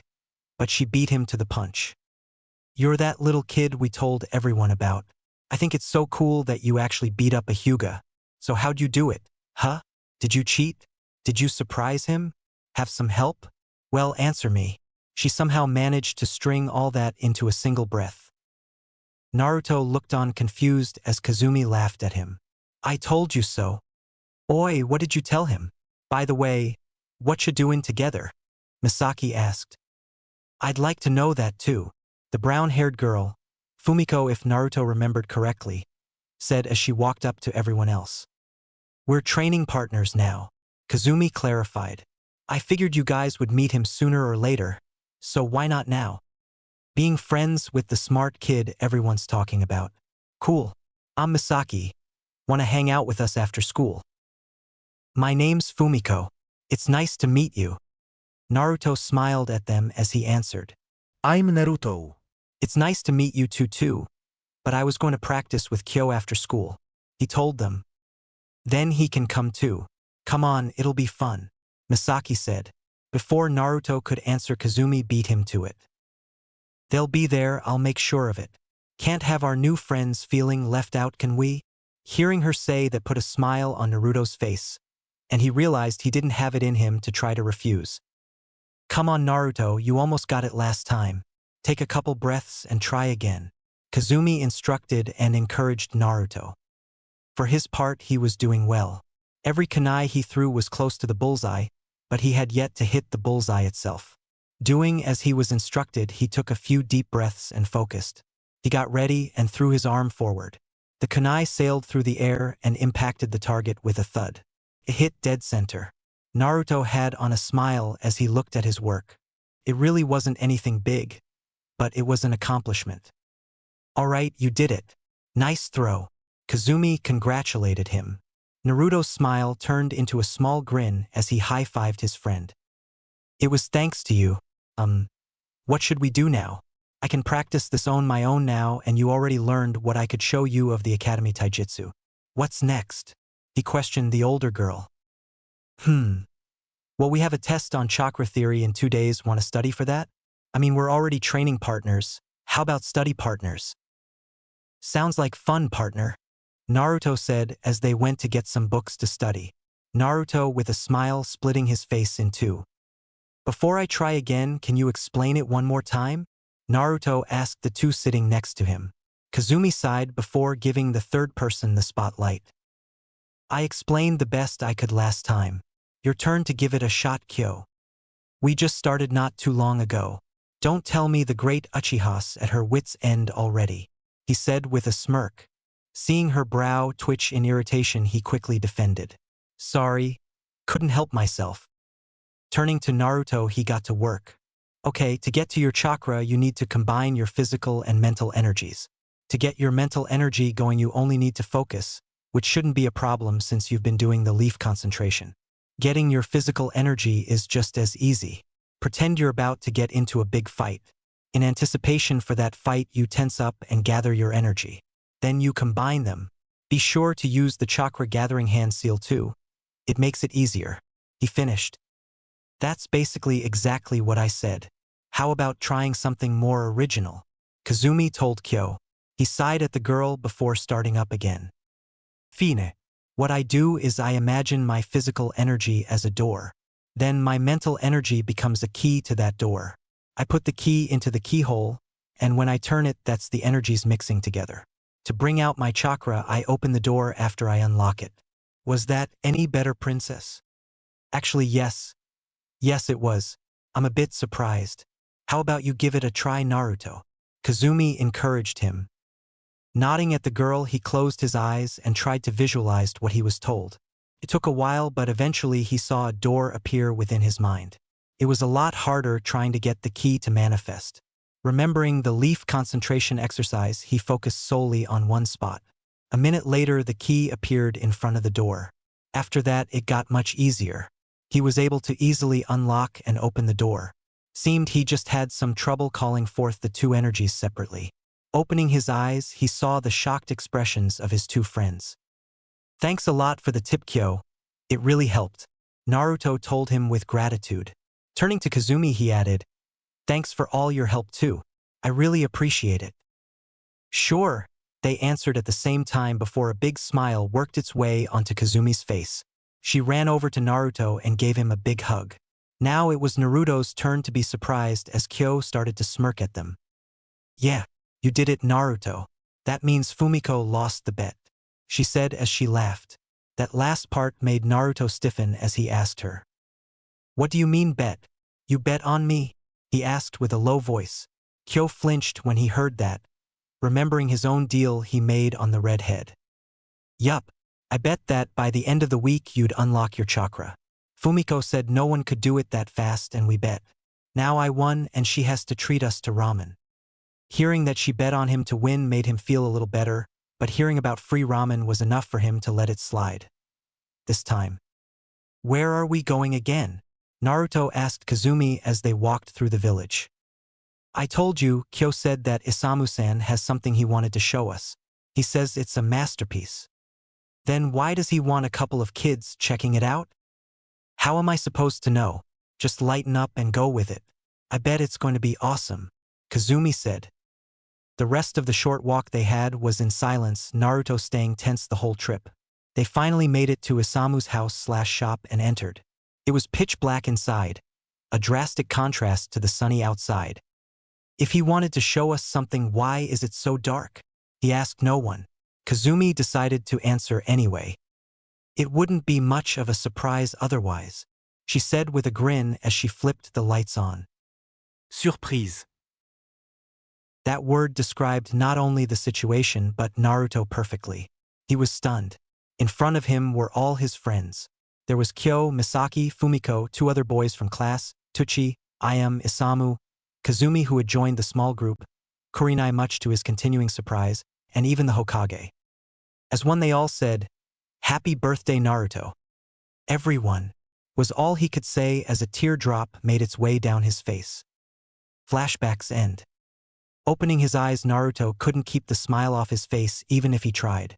Seeing this caused Isamu to form his own smile, and Kyo to wonder what Naruto had thought about. "Feel any different? Like a small weight's been lifted off your shoulders?" Isamu asked Naruto. He nodded his head. "Yeah, still hurts but not as bad. Accepting death, huh? Guess as a shinobi I should remember that," he told himself. The old man merely chuckled at him. "You remember that, boy, and you'll be far ahead of all the ninjas your age." Pausing to crack his neck, he figured it was time to leave. "I think I've been here long enough. Still got work to do after all. I'll be seeing you later, Naruto." With that, he started walking away. "Thanks, Isamu-san," Naruto called out to him and got a nod in return.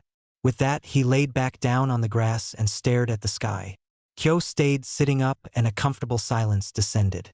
Eventually they started some small talk, but nothing much.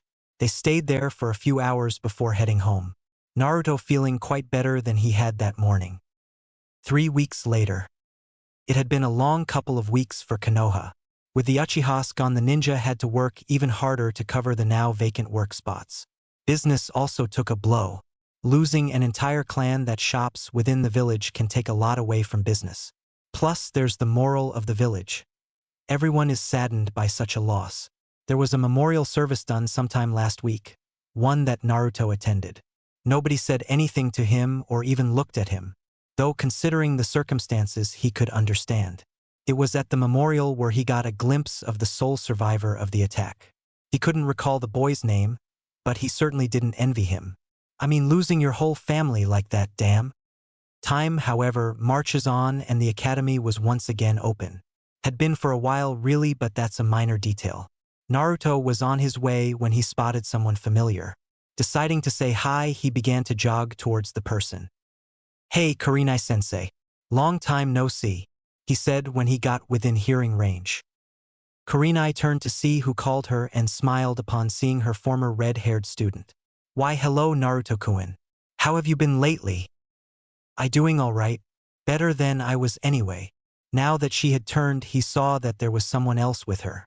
It looked to be a girl his age with dark blue hair that reached her eyebrows and stayed that level all around her head, with the exception of two bangs framing her face. She had fair skin and seemed to be shy judging by how close she was to Kurenai.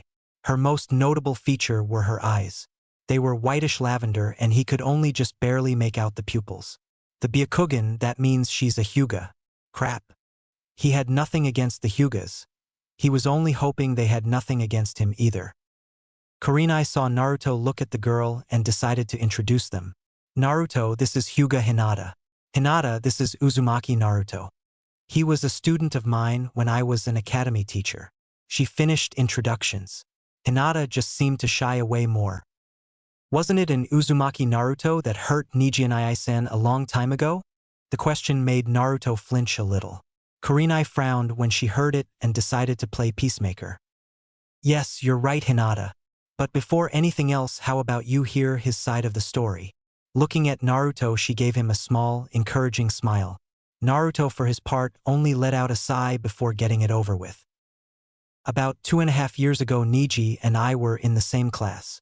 Despite being a year younger than him, I always scored higher. One day he challenged me to a fight to prove he was better. I refused, but he refused my refusal and attacked me. At first it was self-defense, but after a while it turned into a brawl. I didn't mean to hurt him and I felt really bad about it. I still do a little bit. A very little bit, he said as he looked at Hinata. Hinata listened to the story before looking to Kurenai for confirmation. Seeing the older woman nod, she stepped a bit away from Kurenai, but still staying pretty close to her. You sound like you're sorry, so I guess it's all right. Naruto smiled before he heard Kurenai clear her throat. You two can continue to get acquainted on the way to the academy. Now let's be on our way. The two children agreed and the three made their way to the academy. As they were walking, Hinata kept sneaking glances at Naruto every so often. He noticed it and after the fourth look he called her on it. Is there something I can help you with? She let out a small eep and quickly looked away. Naruto was confused by the whole thing but let it go. Kurenai, on the other hand, nudged Hinata with her hand, pointed to Naruto, and nodded. Feeling a bit more courageous, she made conversation. So you beat Nijianai-san in a fight. You must be really strong. She said it quietly. In fact, Naruto barely heard it. Yeah, I beat him, but it was only one fight. Plus, he's probably gotten stronger now too. I'd likely still win, but it might be close. He admitted to the girl. Said girl looked at him in admiration before she adopted a downtrodden expression. The quick mood swing nearly threw Naruto for a loop. I wish I was that strong and confident, she said to herself. Naruto gave her a look. Then do it, he said.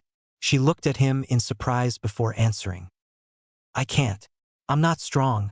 I'm weak. Then get stronger. Takes work, but it isn't that bad. If you want, I could help you out after classes, he suggested to the Hyuga heiress.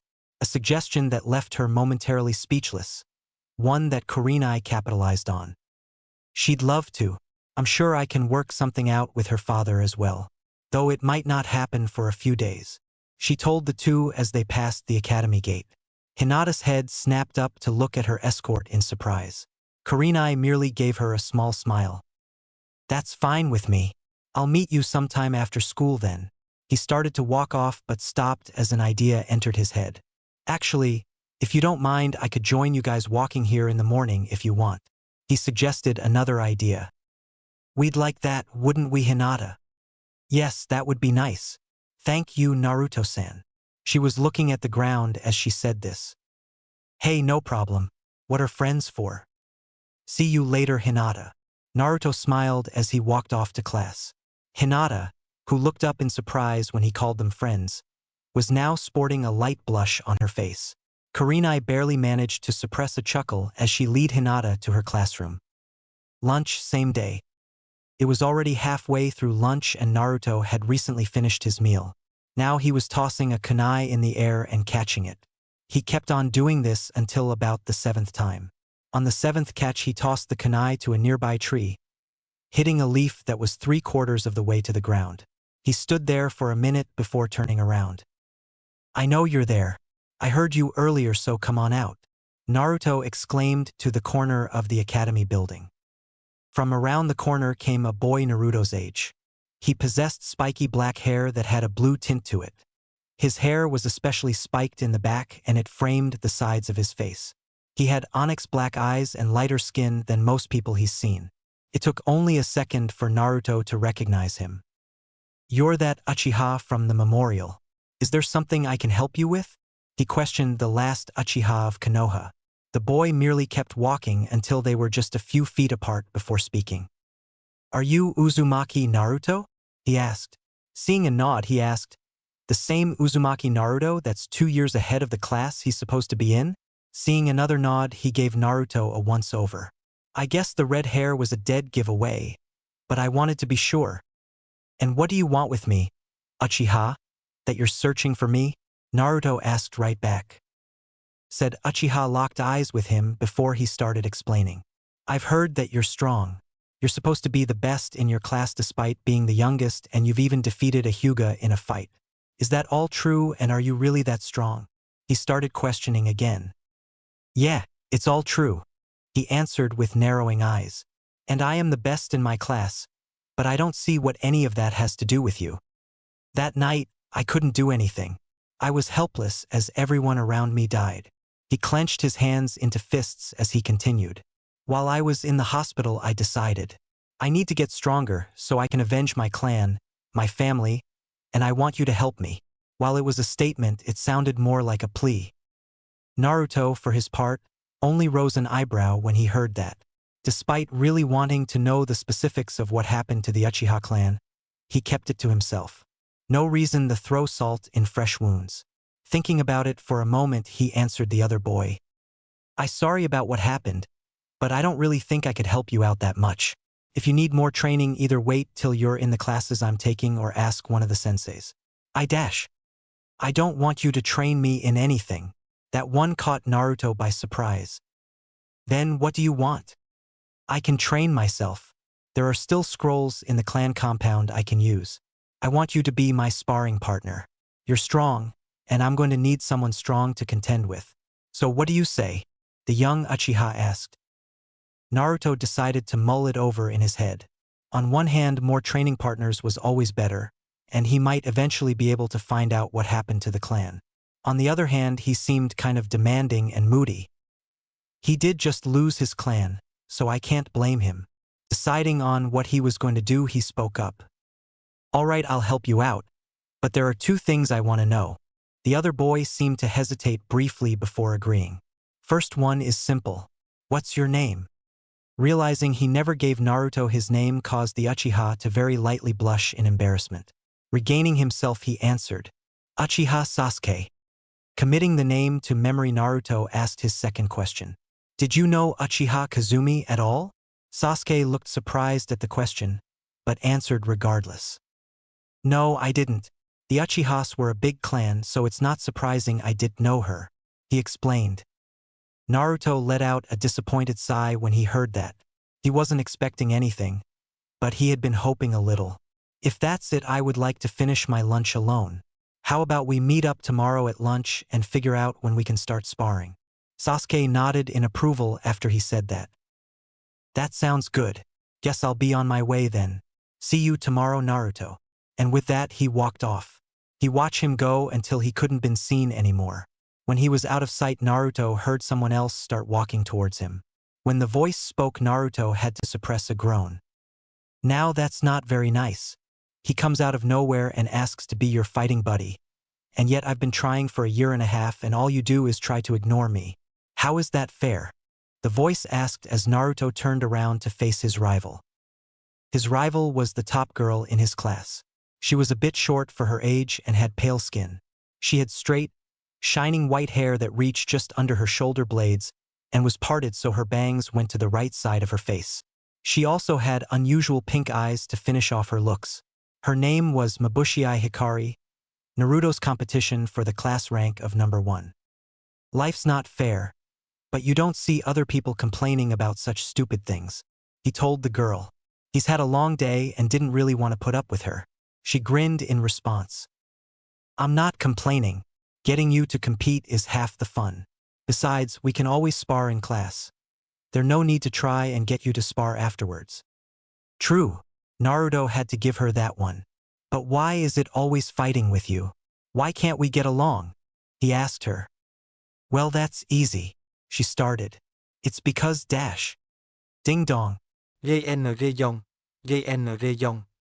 Both looked to the school to see kids start filing in at the sound of the bell. Hikari smiled as she looked to Naruto. Looks like you'll find out some other time. Better hurry if you don't want to be late for class.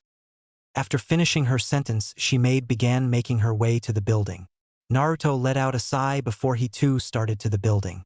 One thing's for sure, he thought to himself. I'm definitely going to be busy for a while. It was a bright and sunny day for the village hidden in the leaves. It was the beginning of the afternoon and everyone was out and about on this beautiful summer day. You had civilians shopping and working, ninja jumping from roof to roof on the way to their destination, and a group of kids trying to beat the shit out of each other in the name of training. Very typical day in any ninja village. The kids that were trying to beat the shit out of each other were on the training grounds of the academy. They were Uzumaki Naruto, Ikazuchi Kyo, Uchiha Sasuke, Hyuga Hinata, and surprisingly Mabushii Hikari. Hikari had showed up hoping to fight Naruto, but seeing that he already started fighting the Uchiha and Hyuga, had decided to fight with Kyo instead. The fights were taijutsu only with the addition of any weapons allowed. With Naruto's fight, he ducked under a kick from Sasuke and kicked out with his left foot to the other boy's own. With him off balance, Naruto Mule kicked him in the stomach with his already outstretched foot and used his new footing to flip forward, thanks to which he avoided an open palm strike from Hinata. Landing on his feet, he quickly turned around to deflect another open jab with his hand. Hinata didn't let up and kept lashing out with strikes that didn't have any chakra behind them, much to Naruto's relief. Out of his peripheral vision, he barely managed to see Sasuke coming at him. But see it he did. Grabbing the next jab Hinata sent at him by clamping down on her wrist with both hands, a move that surprised her. He turned and threw Hinata over his shoulder, releasing her when they were face to face. She flew and crashed right into Sasuke, who wasn't expecting the move. They hit the ground with a thud. You two have gotten better, Naruto said as the two began to untangle themselves. But you haven't gotten good enough. Hinata, you're still hesitating too much with your strikes. Don't think about it, just do it. Sasuke, your taijutsu has gotten a lot better, but it still isn't where it could be. I know you want to learn more ninjutsu from your family scrolls, but what good are they if you get tired after doing 2 or 3 of them? He lectured the two. They had gotten to their feet when he began talking about Sasuke and listened to him finish. Hinata was looking away from Naruto, but not at her feet. She had come a long way in the 2 years she's been friends with Naruto. She was still shy around people and could use some more confidence, but she was working on it. She didn't stutter at all anymore, something she had started doing when she was alone with someone other than Kurenai. She was also the top kunoichi in her class now, and second in the class only to Sasuke. He even heard from Kurenai that her improvements impressed her father enough to keep her as the clan heir. That had definitely helped boost her confidence. So even though she was disappointed that she, apparently, let Naruto down, she took his words seriously. As for Sasuke, you don't have to lecture us. I can figure out my mistakes on my own. He was still rather prideful in almost everything he did, but that's how he was. Despite that, he was thankful to Naruto for all the help he's been to him and respects him a great deal. He just rarely expressed it to anyone, though he did tell Naruto once. It was an odd sort of relationship they had. Naruto considered Sasuke a friend, but not a rival. Sasuke saw Naruto as his biggest rival, second to his brother of course, and as a friend he'd never admit to anyone. If you can figure them out on your own, why are you still making them? Naruto questioned, hoping to get a rise out of the boy. Sasuke felt his brow twitch at the question, but took a calming breath. Afterwards, he got into a stance and charged at Naruto. As he closed in, Sasuke threw a right hook at Naruto's face. Naruto caught the fist, and having seen through the feint, brought up his knee to block Sasuke's own. Jumping and spinning clockwise, Sasuke made to snap kick Naruto in the chest with his other foot. Naruto quickly moved his free hand to Sasuke's still raised knee and pushed down. With Sasuke now completely off balance and falling forward, Naruto uppercut him in the jaw. Sasuke stayed airborne momentarily before hitting the ground hard. He couldn't even try to get up since Naruto was literally on top of him with a kunai pointed at his throat. "You lose, Sasuke." The boy on the ground merely sighed before taking Naruto's offered hand. Helping him up, Naruto turned to his other opponent and got into a ready stance. "Sasuke's now out. Do you want to keep going, Hinata?" She shook her head in the negative.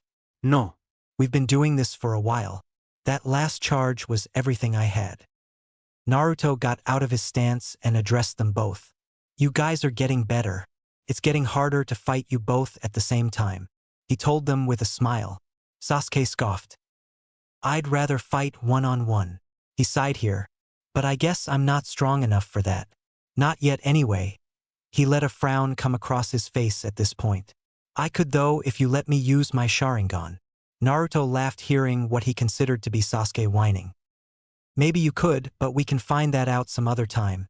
Maybe when you have enough chakra to keep it active for a useful amount of time," Naruto said as he turned around and sat down.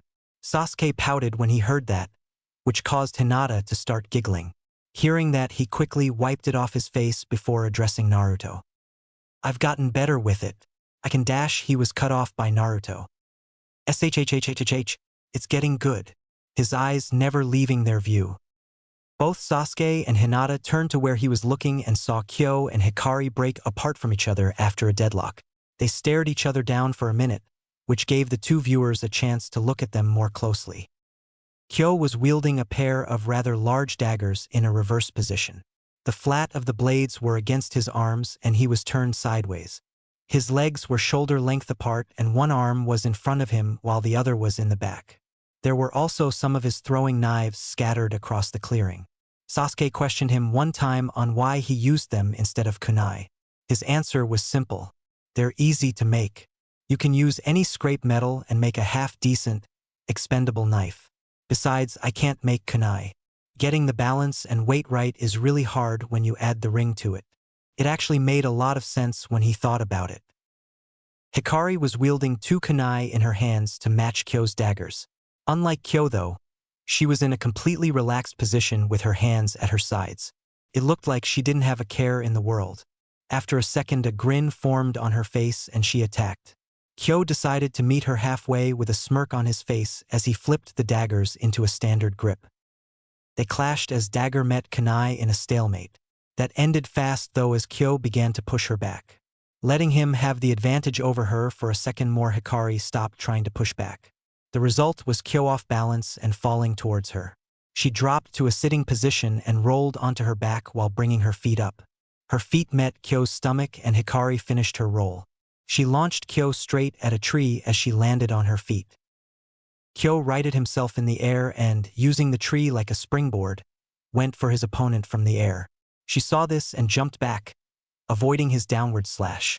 Springing up from his kneeled position, Kyo kept the pressure on her. Even with the pressure, Hikari was still matching him blow for blow. Sparks were left hanging in the air with each clash of metal against metal. Once again holding his weapons in a reverse grip, Kyo tried a wide slash at the girl. She deflected the blow, but narrowly missed the second attack since it was thrown instead of swung. After the throw, Kyo went for a sweeping kick which Hikari avoided with a backflip. Running to meet her before she could collect herself, Kyo retrieved his stray dagger on the way. Instead of waiting for him, Hikari threw her kunai at her opponent. He deflected them away, but it was enough for her to get past his guard. She punched him hard in the face and followed it up with a knee to the gut. With her knee still in his stomach, she pivoted and turned the knee into a kick that sent him back. Kyo stumbled and hit the ground. He tucked and moved into a one-handed handstand, using his other hand to launch knives at Hikari. She had to jump back to dodge them, and by that time Kyo had regained himself. Hikari took out another pair of kunai and they both charged. They once again clashed in a stalemate and locked eyes with one another.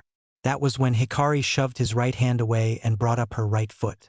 She knocked the weapon in his left hand away and made to stab with her now free right hand. The force of the push took Kyo by surprise and caused him to slightly spin to the right. Snapping his right wrist, he caught the dagger in his left hand in reverse grip. The result was Kyo having a kunai pointed at his eye while Hikari had a dagger ready to slash her neck. "Wow!" Hinata said as Naruto got up and made his way over to them. Sasuke kept a stoic face, but did nod his head in agreement as they followed Naruto. "Looks like a draw," they heard Kyo say when they got close enough.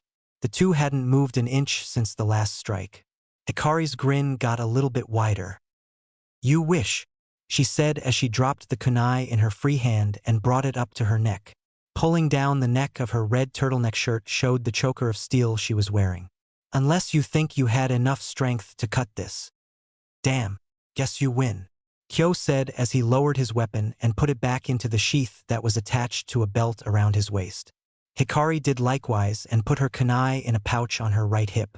They broke apart to gather their scattered thrown weapons. "You know, you're better than I thought you were. Definitely too good to be the dead last," she spoke as she picked up and pocketed some kunai. Hinata's eyes widened in shock while Sasuke had an incredulous look on his face. "How the hell are you the dobe of your class?" Kyo chuckled in response. "That's a secret," he said as he kept on chuckling. "Let it go," Naruto said before anyone could ask any more questions.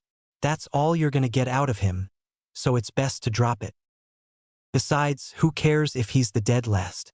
All that matters is he can fight," Hikari said. Hinata backed away from the girl at that as the boys looked cautious. "It's been fun, but it's about time for me to leave. See you guys later, and I expect a fight from you next time, Naruto." After the girl was out of earshot, Kyo spoke. "Girl's out to get you red. Seeing how she's the prettiest girl in class, I don't know if that makes you lucky or fucked." Naruto sighed. "I've been trying to figure that out myself." His response caused a round of laughter to come about, even if it was mainly from Kyo. It was under control in a moment and Hinata gave herself the spotlight. "I better be getting home too. Arigatou gozaimasu for the advice, Naruto-kun. See you all tomorrow." And with that she too started off towards her home. Least she would have if someone didn't stop her. "Yo Hinata, wait up," Kyo said as he made his way to her. "It's about time for me to be going too. The old man wanted me to help him with something this evening. We're in the same direction for a while, so I'll join you." "You don't have to." She tried, but seeing it didn't work she relented. "Arigatou senpai." "No problem." Catch ya la red, Uchiha. And with that, it was only Naruto and Sasuke in the field. Turning to face each other, it was Naruto who spoke first. "Seeing as the party's over, I guess I'll be on my way. There's a book I've been meaning to check out in the market district. Wanna join me?" he asked the other boy. Sasuke shook his head. No. "I got my own stuff to be doing. Later." He already had his back turned with one hand in his pocket and waving goodbye with the other. He didn't make it far before he remembered something he wanted to ask Naruto. "Hey Naruto, made any progress with that thing?" Even though it wasn't specified, he knew exactly what Sasuke was talking about. "Yeah, I've made some leeway with it. You're gonna have to wait to see it though. No reason to show it off to everyone, right?" He finished with a smile. Sasuke cracked a smirk of his own before nodding and walking away. Naruto began making his way to the market district as he looked at his hand. He kept on walking as he began to think of what Sasuke was talking about. Flashback 1 year ago. "I already told you everything I know," Naruto told Sasuke. He was sitting down against a tree doing the leaf concentration exercise. Naruto frowned as he looked at the leaf. No matter how much he practiced, his chakra would always get messed up again a few days later. "It's like there's something preventing me from getting better control," he thought. "If you did, then we would already be done. So what did you leave out?" Sasuke asked. Ever since Naruto let it slip that he'd helped Kazumi activate her Sharingan, Sasuke's been on him about unlocking his as well. Naruto could only sigh at the boy standing in front of him. "Like I said, it was an accident. We were training and one of my kunai broke at the handle. The blade was headed for her face when she dodged it. After her dodge, I saw her eyes had changed. Now can we stop talking about this?" Even if he accepted her death, that didn't mean he liked talking about it or got over it. Taking a deep breath, he picked up a leaf off the ground and closed his eyes. He started to concentrate on it as he sent his chakra to it. Sasuke, though, wasn't done. That can't be it. We've tried that and it hasn't worked yet. Maybe that's because you know it's coming. Kazumi told me that most of the time the Sharingan is activated in a life-threatening situation. His voice wavered a bit as he said this next part, the leaf in his hand starting to glow. If Kazumi didn't activate her Sharingan, that kunai would have killed her, and it would have been my fault. He began to shake a little as the leaf in his hand started to dissolve into ash. Even without the leaf, the chakra kept on gathering. Sasuke took notice of the disappearing leaf and tried to say something. Naruto. He was promptly ignored. Even with the Sharingan, she still ended up dying. Damn thing couldn't even keep her alive. He was now sweating a bit as the chakra in his hand took the shape and size of a marble. Maybe if we trained more or something she would still be alive. I mean, she was my friend and I couldn't do anything. Hell, I didn't even know she was dead until a week later. The marble-sized ball of chakra was now big enough to fill up his palm. But Naruto didn't seem to notice. Sasuke didn't know what it was, but it was starting to give him a bad feeling. You weren't supposed to able to see chakra like that. Naruto, he yelled to get the other boy out of his ramblings. What? He yelled right back as he clenched his fists. That was the wrong thing to do. When the ball of chakra got crushed under his fist, it shot in two different directions. One shot behind him where it hit the ground and left a small hole with a scorch mark around it. The other went straight for Sasuke. Said Uchiha couldn't seem to move as he saw, whatever it was, coming at him. Everything just seemed to slow down to a crawl around him. Sasuke was half expecting to see his life flash in front of his eyes, but wasn't disappointed when it didn't. No need to relive some of his recent memories. He was, however, surprised that he could indeed move when he tried again. Diving to his side, he narrowly avoided the thing that Naruto had unintentionally sent at him. It was then that everything returned to its normal speed for Sasuke as he saw Naruto run for him. "Are you okay, Sasuke?" he asked with wide eyes. "What the hell was that?" Sasuke asked his own question instead of answering Naruto's. "I have no idea," he said as he looked behind Sasuke. Following his gaze, Sasuke's own eyes widened even more than they were to see a tree that had been behind him. It now had a fist-size hole in it. I'm sorry, Sasuke. "I don't know what I did, but I'm sorry." He turned back to Naruto when he heard the regret-filled apology. He made to say something, but stopped dead when he saw Naruto's eyes. "Damn it, what the hell was that? I almost killed an Uchiha for the second time. And both of them are friends." Naruto berated himself, not paying attention to Sasuke staring into his eyes. If he would have been thoroughly creeped out. "You don't have to apologize," Sasuke said as he backed up from Naruto. After all, it all worked out in the end. He smirked thinking about what he saw in Naruto's eyes. He saw his own reflection with the, "You activated your Sharingan," Naruto said as he took notice of Sasuke's eyes. They only had one tomo in each eye, but there was no doubting the Sharingan. He got over the surprise of seeing them fast and got to what he considered more important. "I do have to apologize. I could have killed you there. I awoke my Sharingan. That's all that matters," Sasuke said. Naruto couldn't believe his ears. The Sharingan was more important to Sasuke than his life. Before he could voice this, Sasuke spoke up again. "Thanks, Naruto." That threw him for another loop. Naruto was off his game today. And not only for helping with my Sharingan. Thanks for sparring with me and helping me get stronger. I might not be at your level yet, but I'll beat you soon. Count on it. He finished with his smirk still in place. But Naruto started but was cut off. "If you want to make up for it, shut up and keep getting stronger. There'd be no challenge if I surpass you too fast and had no one to compare to." Naruto stared at him for a minute before laughing out loud. Sasuke looked on in confusion while he got his laughter under control. After finally calming himself, Naruto responded. "Thanks, Sasuke. I needed that. If you want me to get stronger, then I will. You're going to have to work for it if you want to win against me."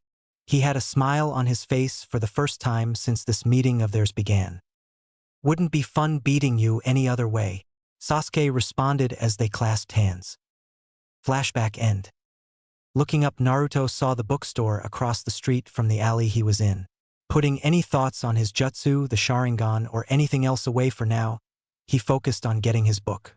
He took a breath and concentrated, then made the necessary hand signs. Enge no jutsu, uno, punto. With that, a poof of smoke went up around him. When it cleared, in his place was an average-looking man. He looked to be mid-20s with brown hair and green eyes. Looking himself over, he smiled in satisfaction before making his way into the store. It didn't take long for him to find what he was looking for. They seemed to have a section dedicated solely to this book. Walking up to the register, he put it on the counter and pulled out the required money. "Ah, nice choice, sir. That's a very popular book, and I hear a sequel will be out for it next year or so," the cashier said, trying to make small talk. "That's good to hear. He's the author of my favorite book. When I saw he wrote something else, I had to get it." "Well, you won't be disappointed. Okay, here's your book and your change. Have a good day and enjoy your book, sir." "Thank you. You have a good one too," Naruto said as he exited the store. Walking back into the alley, he put the henge up and he dispelled it. He looked upon his new book with excitement as he went to find a quiet place to start reading it. He had a feeling this Ichiraku paradise was going to be good. Public park. Naruto's face was currently as red as his hair. He started reading Ichiraku Paradise about an hour or so ago and was surprised to say the least. Of everything he thought the book would be about, it didn't come close to what it actually was. Though with a title like Make Out Paradise, I shouldn't be this surprised, he thought. However, the thing that shocked him most was that he couldn't put the book down. Its mix of comedy, suspense, and romance were all in perfect balance. And the plot, it was nothing short of genius. Then there was the smut, but even that was well written. One thing was for sure, and that was Naruto was going to have a hard time looking at a woman without blushing for a while. Hearing something close by, Naruto looked away from his book to see what it was. He saw a boy his age laying with his arms crossed behind his head snoring. How didn't I notice him before? Guess I was more into this book than I thought. I wonder why he styles his hair like a pineapple. Shaking his head at his last thought, he closed his book and got up to move to a different spot. What's a 9-year-old doing reading porn? Naruto turned to look at the sleeping kid with a raised brow. First of all, how do you know I'm 9? Second, are you awake or sleep-talking? He joked. Mendo kusei. I can tell by your hair that you're Uzumaki Naruto. I've heard about you skipping ahead 2 years, so that makes you my age. I've seen other people read and talk about that book, so I know what it is. And I wasn't asleep. I was resting my eyes, the boy said in a lazy drawl. Naruto's curiosity got the better of him, and he walked over to the boy. That's pretty good, knowing my name and all that. What's your name? And for the record, you don't snore when you're resting your eyes. Name's Nara Shikamaru, and you got me there. I woke up when you were leaving and got curious, Shikamaru said, still laying down. So do you still want to know why I have this book? Nah, too troublesome to think about it now. I'm just gonna watch the clouds, he said as he was watching them. Naruto's sweat dropped hearing his response. Looking up, Naruto followed Shikamaru's lead and relaxed. This spot isn't too bad, but there's a better one on top of the Hokage monument, he said in an attempt at conversation. It got the biggest response out of the Nara yet, a turning of his head and a raised eyebrow. You watch clouds? Once in a while. It's calming to sit back and watch them float by. Takes your mind off things, Naruto said as he too laid back. Shikamaru eyed him for a moment before going back to cloud watching with a smile. You and me will get along just fine. And with that, the two sat and watched the clouds. It wasn't long before the silence was broken. Interestingly, it was Shikamaru who broke it. Hey Naruto, you ever play shogi? That night, Naruto was laying in bed, mentally exhausted after his games of shogi with Shikamaru. Man, can he play. I didn't even come close to beating him. While that was true, he did manage to challenge Shikamaru, which was why the lazy boy asked for a rematch later.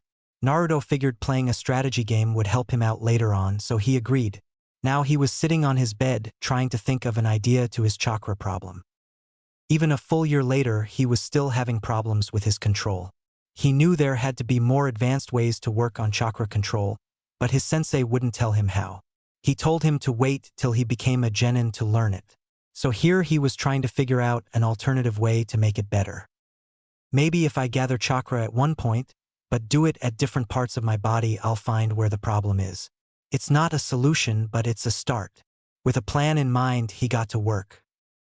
He already knew he could do it on his forehead and hands with no problems.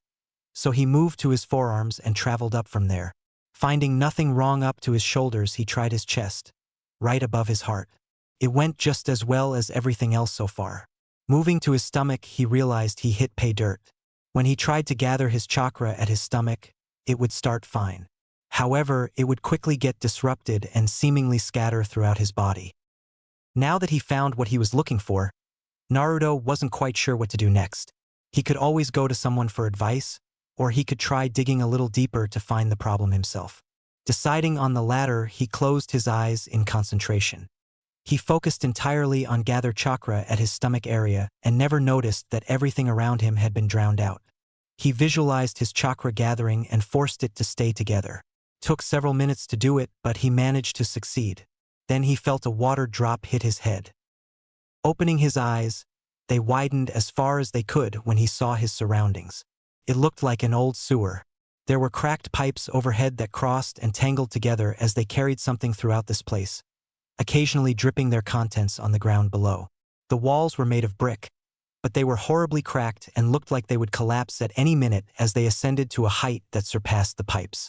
And the lighting was going between dim to nothing as he heard the sounds of a fluorescent light buzzing in the background before it flickered off, and then on again.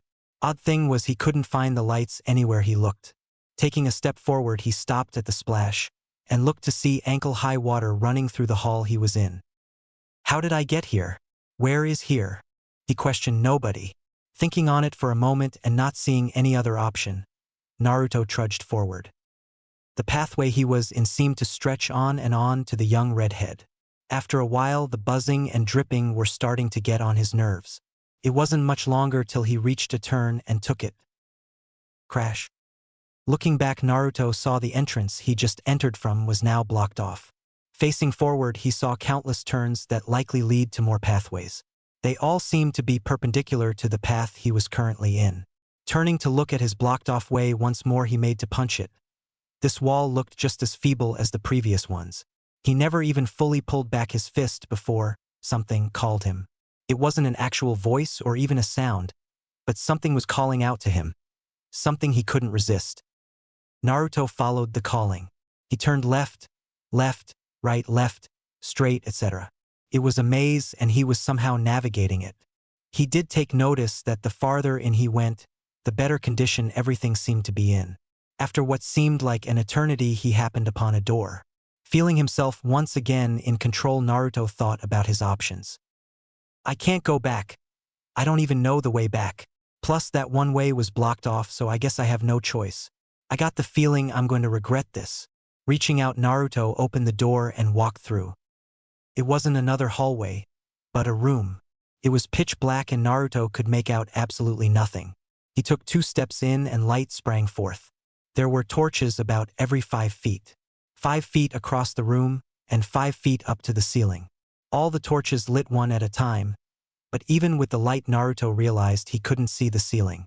Apart from the newly lit lighting, there wasn't much in this room. He did notice the enormous cage at the end. Taking small, cautious steps towards it, he also noticed there was no water on the floor of this room. When he was a short stone's throw away, he stopped.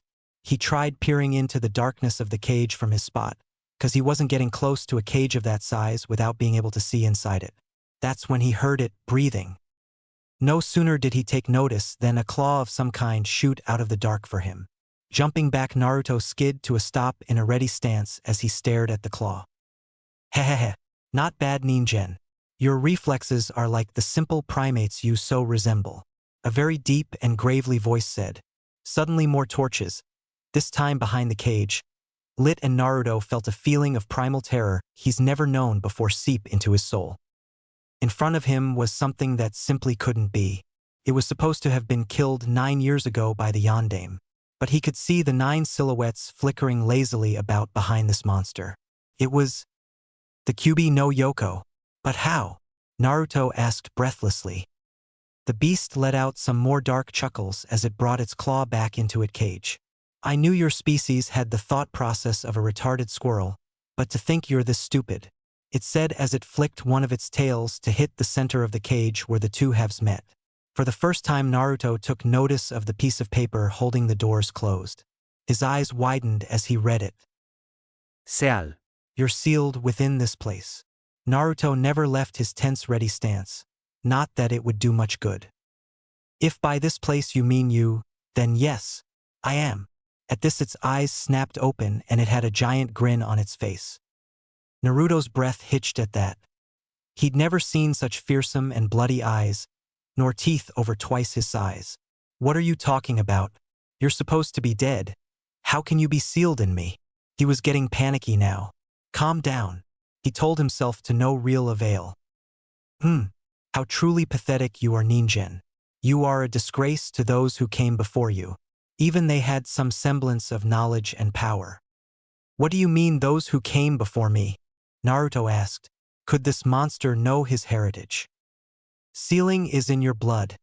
You best learn it if you wish to keep on living, the Kyuubi said ominously. This only caused farther confusion for Naruto. Why would you care if I die? And why won't you answer any of my questions? The fear and panic were turning into anger very fast. What the hell is going on? We are connected, boy, and it'd be wise to learn how to speak to your better's worm. If you want answers, learn the sealing that runs through your veins and awaits release. It looked away from Naruto and rested its head on its paws. It was an interesting meeting, boy. Let's not do it again. At that, the Kyuubi slammed all 9 of its tails down at once, sending the redhead away with a scream. Now once again alone. Another grin worked its way onto its mouth. Hehehe. Learn all you can about sealing, boy. For everything you learn will be put to good use. My freedom. The Kyuubi let out a long and loud laugh which echoed throughout the chamber and halls, giving it an even more demonic sound than it already had. Naruto sat up with a start. He was sweating heavily and looking left and right to figure out what happened. He was in his room on his floor. He must have fallen off his bed sometime during that encounter. Maybe it was all a dream, he said to no one. No, that wasn't a dream. No matter how much I wish it was, he thought with a frown. Everything makes sense now. The glares and being ignored, people looking at me like I'm a monster, and everything else. Hell, it was my birthday when the Kyuubi died. No, was sealed. It all makes sense. He was now lost. Should he be happy he knows why things are the way they are, or be broken that he has a demon sealed in him? Looking to his stomach, he saw the same seal he saw on the cage of the fox. That was proof. And what about my family? So many questions. Looking out his window, he saw that it was morning. It was then that he decided. Hokage Jiji should know what's going on. It was time for Naruto to pay the Hokage a visit. Hokage's office. Sarutobi Hiruzen was the 3rd Hokage and known to many as the god of shinobi for his immense skills. He was also known as the professor for his vast knowledge in not only jutsu but all things. Yet despite this knowledge and skill, he had no idea why the boy in front of him could be here. Uzumaki Naruto had come to his office and nearly demanded to see him. Normally he would tell the boy to wait while he got things settled, but the boy looked very tense and fidgety. He also seemed to be watching everyone that passed him with a critical, if not slightly paranoid eye. That was far enough away from the boy's norm to warrant some worry. So he let Naruto in and now was waiting for him to ask what he wanted to see him for. Naruto sighed before throwing it out there. I know about the Kyuubi being sealed in me. His eyes never left the widening ones of the Hokages. That was certainly not something Hiruzen had been expecting, at least not for a few more years. Looking into Naruto's eyes, he knew there was no way to convince him otherwise. Resigning to fate, Hiruzen started this, potentially long conversation. I can tell there is no use denying it, but how did you find out? Who told you? This was an S-class secret. Whoever told him would be. The Kyuubi did. I had a chat with the fox. Sarutobi nearly dropped his pipe right there. The boy has had contact with the fox, but how? The seal should prevent that unless Naruto wills it. Narrowing his eyes at the thought and in speculation, he voiced out loud. Explain everything from the beginning. We'll go from there. Naruto nodded and began his explanation. After Naruto had explained everything, Hiruzen took a long drag of his pipe. I'll tell him what I can of the seal and help him start on sealing. We'll start there. With a plan in mind, he initiated it. I know this must all be very confusing for you, Naruto, but firstly let me assure you, you are not the Kyuubi. I know that, Naruto said. At the Hokage's raised brow he elaborated. I talked to the Kyuubi while it was in its cage. Why would I think I'm the Kyuubi?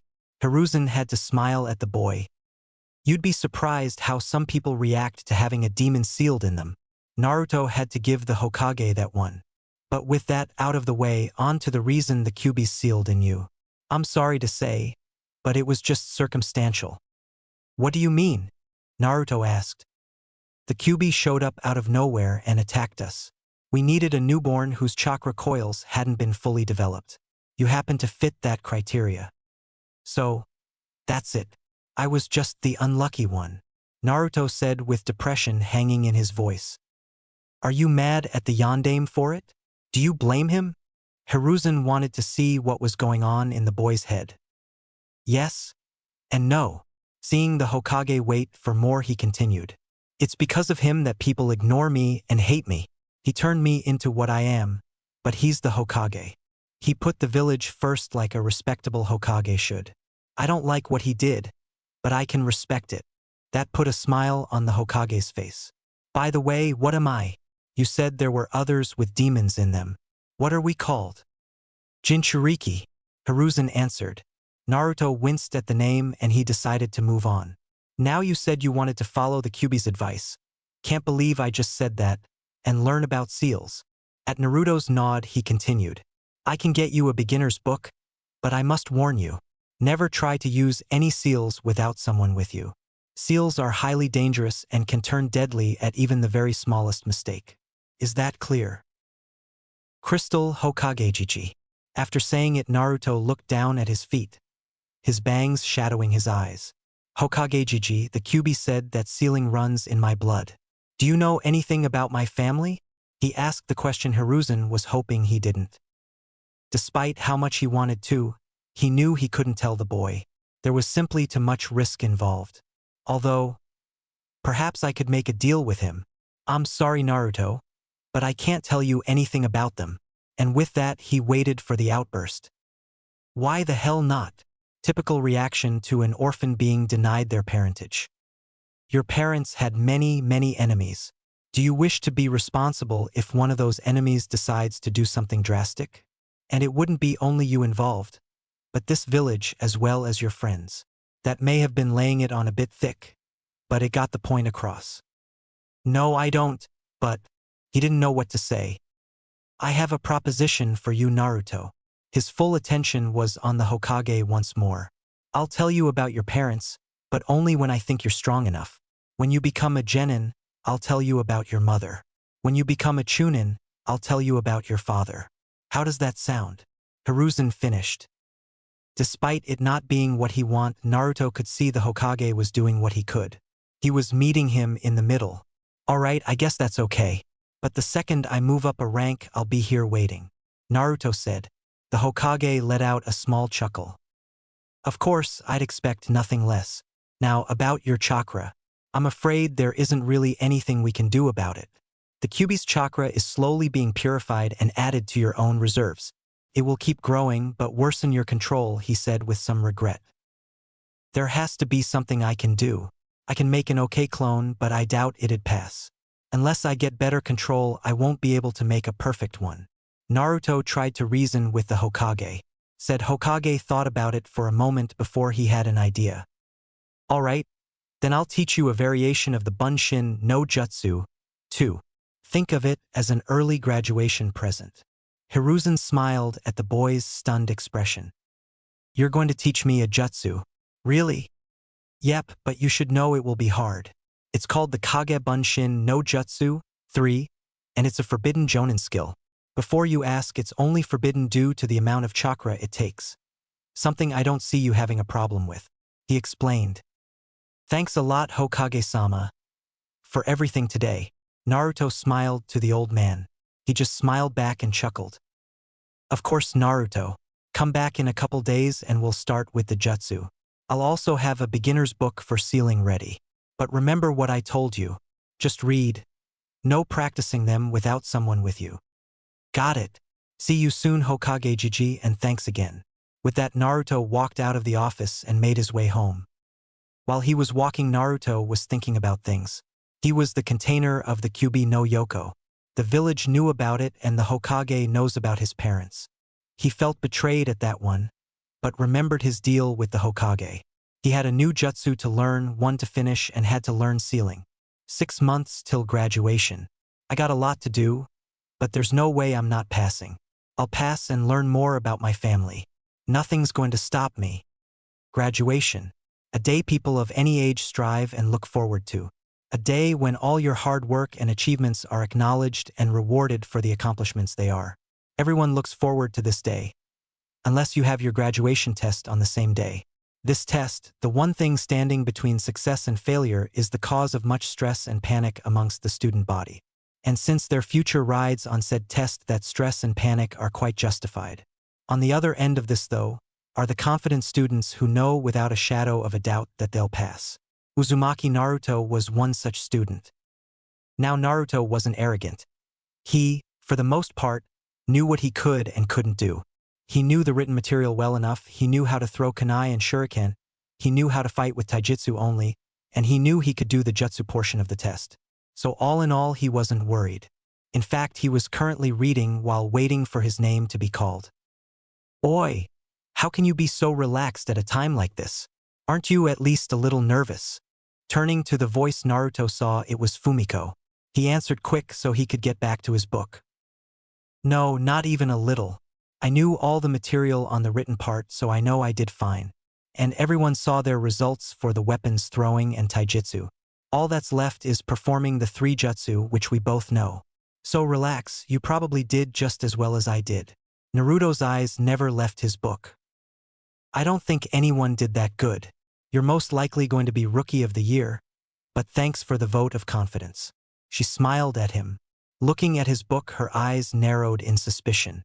By the way, what are you reading? She asked with false sweetness in her voice. Naruto cringed slightly at the voice, but answered anyway. Nothing. Just some book I picked up the other day. Show me, the girl demanded. Naruto sighed before handing the book over. Is this going to happen every time I'm seen reading a book? 'Cause it's getting annoying. Then you shouldn't have been reading some smut book in class, especially by hiding it in a school textbook. She told the younger boy as she handed him back his book. I said I wouldn't read it in class or public anymore, so why can't you girls drop it? It's actually a really good book if you gave it a chance. Naruto tried to defend himself. Like always, it seemed to have no effect. You shouldn't even be reading it in the first place. It's meant for adults and you're 10. Besides, it's a porno book. I doubt it's even half decent, she said stubbornly. Before Naruto could retort, he was stopped by a shout of joy. Looking to the room where the kids were going to perform the jutsu, he saw Kyo walk out of the room followed by a bouncing Misaki. Both were wearing a hitayate, Kyo around his neck and Misaki on her forehead. As the two made their way up to their seats, Daikoku and an assistant sensei called 2 more people into the 2 exam rooms. Damn girl, did you have to be so loud? They heard Kyo ask when they got close enough. Fumiko just smiled, expecting nothing less from the other girl. Yes, I did. I'm officially a ninja now, so I can celebrate as loud as I want. Ninjas are supposed to be quiet though. When are you going to start practicing that? His answer was a squinted face with a stuck-out tongue. Say whatever you want, 'cause I don't care. I passed, so nothing's getting me down today.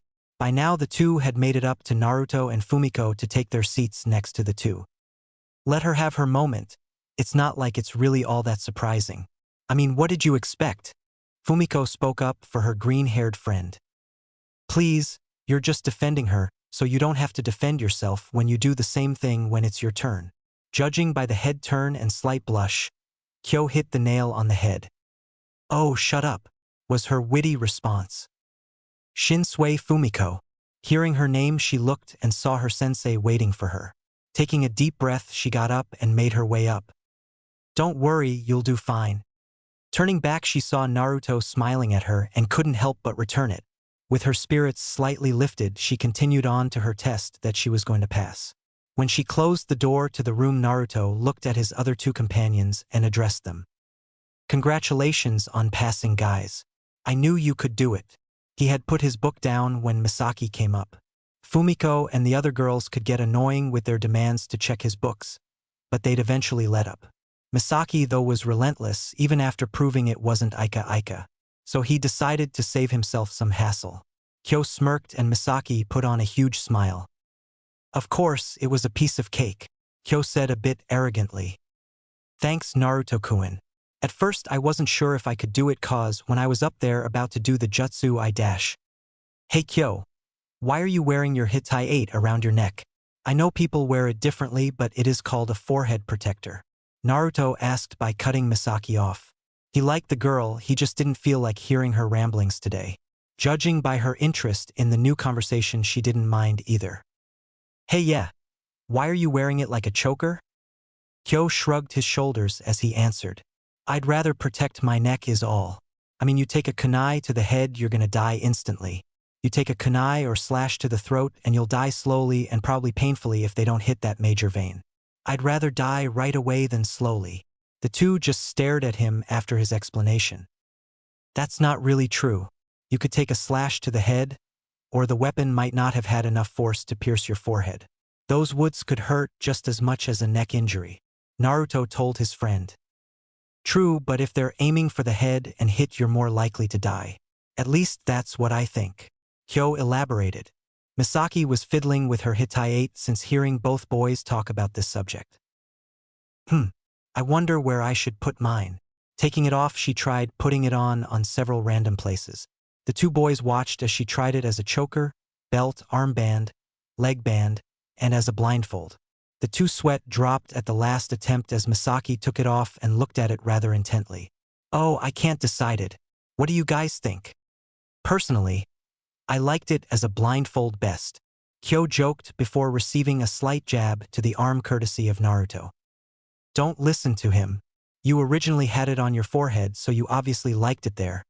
Just trust your gut and keep it there, Naruto told her. She looked at him for a moment before shrugging her shoulders and tying it back on her forehead. Guess you're right. Hey, how long do you think Fumi-chan's gonna take? And as if answering her friend's question, they heard a shout of joy in the familiar voice of Fumiko. Wow! She was almost as loud as me. Hearing that caused a smirk to form on Kyo's lips as Naruto smiled at his friend's little outburst. Not a second later, they saw Fumiko walk out of the exam room with an embarrassed blush on her face and a Hitai 8 on her head. As she made her way back to her seat, Daikoku called the next student. Uzumaki Naruto. Hearing his name, Naruto got up and made his way to the exam room. He heard Kyo and Misaki wish him luck and nodded at Fumiko as they passed each other. A gesture she returned to him. Just before he was out of earshot, he heard Fumiko telling Kyo to shut up and not say anything. He let out a laugh at that as he entered the separate room made for the exams. As he entered, he saw his sensei sitting at a desk patiently waiting for him. Seeing a chair in front of the desk, he started making his way to it. Would you mind closing the door, Naruto? Daikoku asked. Naruto complied and walked back to close the door. As soon as it was closed, he heard the sound of something flying through the air. Before he could even begin to turn around, he was hit in the back with several kunai and shuriken. There was a shocked look on Naruto's face before a cloud of smoke enveloped him. Very good, Naruto. You're one of the few students who successfully passed that little bonus test, Daikoku said to Naruto, who was standing where the chair used to be. Naruto looked to the door and saw the chair he used to switch with himself didn't have any of the weapons in it. They were all laying on the floor. Don't worry, all the weapons are blunted. No need to injury anyone on test day. Naruto nodded, happy he took more time in mastering that jutsu than the other two. While the other two were important, this one seemed the most useful for battle. He returned his attention to his sensei when he began speaking again. Since you just showed you know how to perform the Kawarimi no Jutsu, 1. How about you do the Henge no Jutsu next? Complying with the request, Naruto preformed the necessary hand seals, and when finished, a poof of smoke went up. After it cleared, there was an exact copy of Daikoku in Naruto's place. Very nice and good attention to detail too. Alright, you can drop the jutsu. With another poof of smoke, Naruto was once again in the room. All that's left is for you to do the Bunshin no Jutsu. Whenever you're ready, Naruto. Taking a small breath, Naruto quickly completed a couple hand seals and for the first time actually spoke the jutsu name. Bunshin no Jutsu. And with that, a perfect copy of Naruto was standing next to him. Daikoku nodded as he wrote something down on a sheet of paper. Excellent work, Naruto. You definitely passed this exam. I'm proud to present you with your Hitai 8. The sensei said as he held out the leaf-engraved metal plate attached to a dark blue headband. Naruto took it and simply looked at it for a moment. He smiled at his reflection as he remembered how he was able to successfully make a perfect clone. Flashback. Here you go, Naruto. As promised, I was able to get you this introductory book for sealing.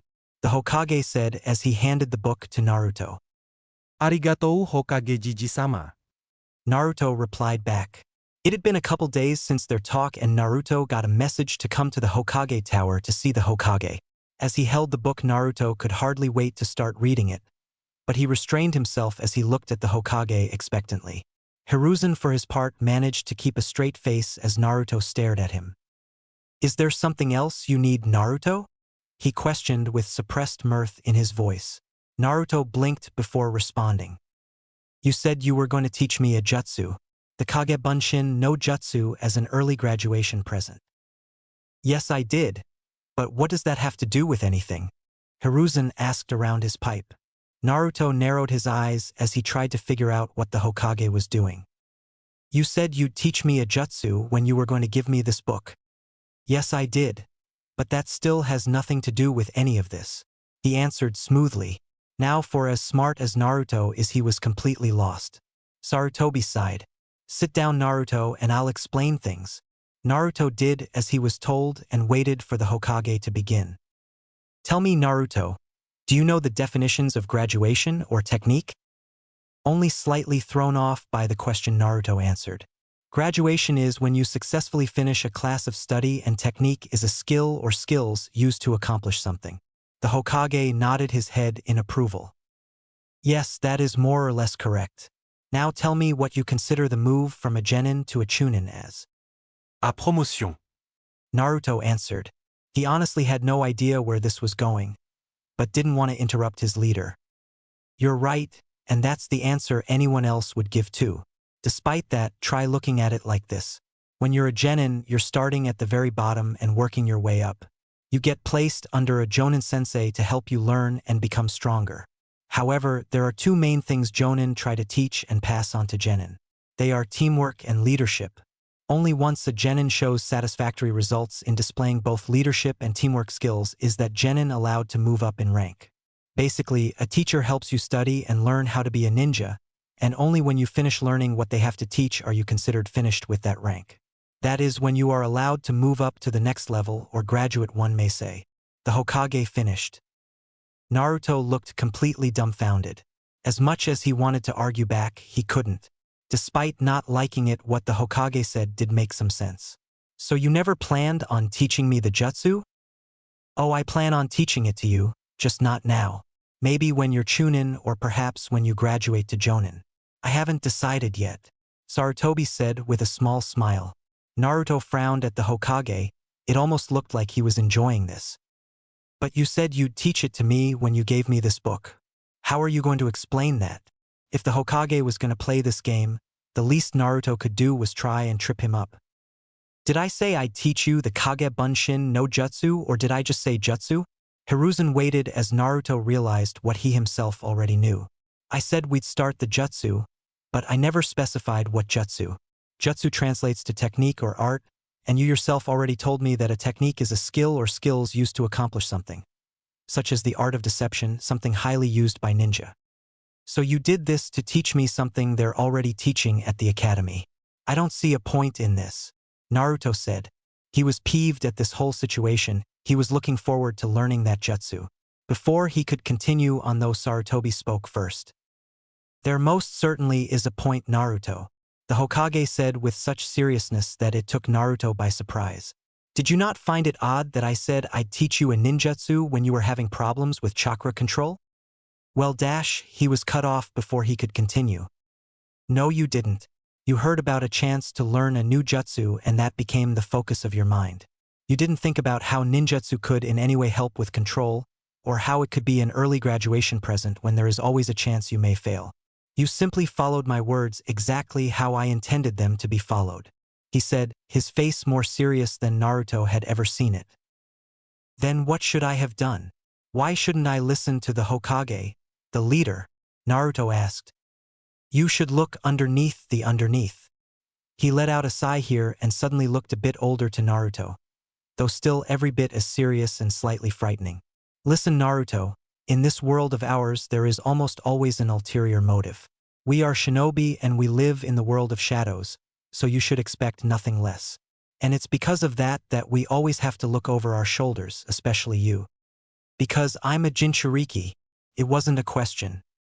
Yes, as much as it pains me to say, you will always be looking over your shoulder, Naruto. People are drawn and afraid of power, and you have quite the power inside of you. People will lie and tell half-truths, try to manipulate you, and other things. That's why it's important for you to always look underneath the underneath. Here the Hokage gave a small smile. Sorry for all of this. I just wanted to get all this across to you. I don't want anything to happen to you, Naruto. It's okay. Naruto smiled up at the much older man. I guess I can understand it, though it might take a while to sink in. Besides, I can always get you back later. He ended with a smirk. Sarutobi chuckled. I'd like to see you try. With that, they shared a short laugh, after which Naruto got up and started making for the door. Where are you going, Naruto? We're not done yet. Unless you don't want to learn what I have to teach. Naruto paused as he turned back to the Hokage. But I thought you were talking about the art of deception and how to look underneath the underneath. I used the art of deception as an example. I never said that was what I was trying to convey to you. Did you not listen to anything we just talked about? He said with an overdramatic sigh. Naruto blinked before a grin threatened to split his face. So what are you going to show me? Something that will actually help you with your chakra control. It's called the tree climbing exercise, but it can be applied to any vertical surface. Sarutobi said as he stood up. Now what you do is dash. Flashback end. Naruto continued to smile at the memory as he tied his Hitai 8 to his forehead. He would admit that he was quite mad at the Hokage at the time, but was thankful nonetheless for the short yet very important lesson. Plus the wall walking really helped with his control. It could still use some work, but it wasn't all that bad, everything considered. Naruto. The voice of his sensei brought his out of his little daydream. I was instructed by the Hokage to let you out early if you passed. He said he'd be expecting you. Also don't forget that the academy is closed tomorrow so the teams can be made. Classes start the day after at the normal time. Thanks, Daikoku-sensei. I'll see you in 2 days. One more thing, Naruto. Turning his head, Naruto eyed his sensei. There's only a couple more students left to be tested, but no matter their scores on this test, they won't be able to match your overall score. So congratulations on being the top-ranked student. Daikoku said with a thumbs up. Really, wow, thanks for telling me, sensei. But I really need to go. He told his teacher as he left the room. All in all, Naruto did restrain himself rather well considering the Hokage was going to tell him about his mother, and he was going to. He'd replayed their conversation several times trying to see if the Hokage was deceiving him again, and it turned out to be airtight. So with a good amount of haste, he left the classroom and academy to head for the Hokage Tower. Wow! I wonder where he's going in such a hurry? Fumiko asked no one. I don't know, but did you see his forehead? He was wearing a Hitai 8. Naruto-kun passed. Misaki said in a small cheer. Of course he passed. I'd only be surprised if he didn't. Fumiko retorted. Kyo meanwhile was silent as the two girls talked. He let a smile form on his lips as he stared at where his friend left. He stared a moment longer before leaning back in his seat to look at the ceiling. Good for you, Red. I hope one day I can find out about my parents too. Hokage's office. Naruto was currently sitting in front of the Hokage's desk as he waited for him to come back. Apparently he had to get a couple of things before starting. Naruto was trying his best to stay calm, but he couldn't help but to fidget slightly. He was going to learn about his mother. His whole life of wanting to know about his parents, and he was finally going to learn something. Hearing the door open, he snapped his head back to look at the Hokage. Said Kage merely chuckled as he made his way to his desk with a folder in hand. I truly cannot blame you for being so excited. I myself am very happy to tell you about your mother, he said as he stood in front of his desk and leaned on it. This made it so there was nothing between him and Naruto and allowing them to be within reaching distance. Naruto barely took notice of this as he had his attention focused on the folder. Is that folder my mother's ninja registration information or something? Naruto asked, seeing nothing else it could be. The Hokage shook his head in the negative. No, it's not. There are only two things in this folder. One is an old keepsake of your mother's, and the other is a picture of her. Which one do you want first? The picture, Naruto said instantly. Sarutobi nodded and pulled out an 8x10 sheet, handing it over to Naruto. Naruto took it and immediately turned it so he could see the picture. His breath hitched as he saw it. This is my mom. She looks just like me, or I guess I look just like her, he said without taking his eyes off the picture. Sure, her hair was longer and she had an overall feminine look, but there was absolutely no denying the resemblance. It was simply uncanny. That you do, my boy, though your eyes are more narrow like your father's. Also, as you've been getting older and losing a little bit of baby fat, you'll likely have a narrower face as well, Sarutobi said. Don't forget the whisker marks, Naruto added with a laugh, his eyes never leaving the photo. They sat in quiet for a while after that last remark. Hiruzen was happy to let Naruto soak up and memorize the image of his mother, while Naruto was happy seeing the face of his mom. After about 10 or 15 minutes, Sarutobi pulled out the second item from a pocket in the folder.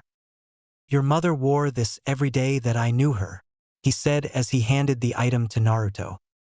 Naruto finally took his eyes off the picture to take the given item. Once it was in his hand, he realized it was a silver necklace with a pendant on it.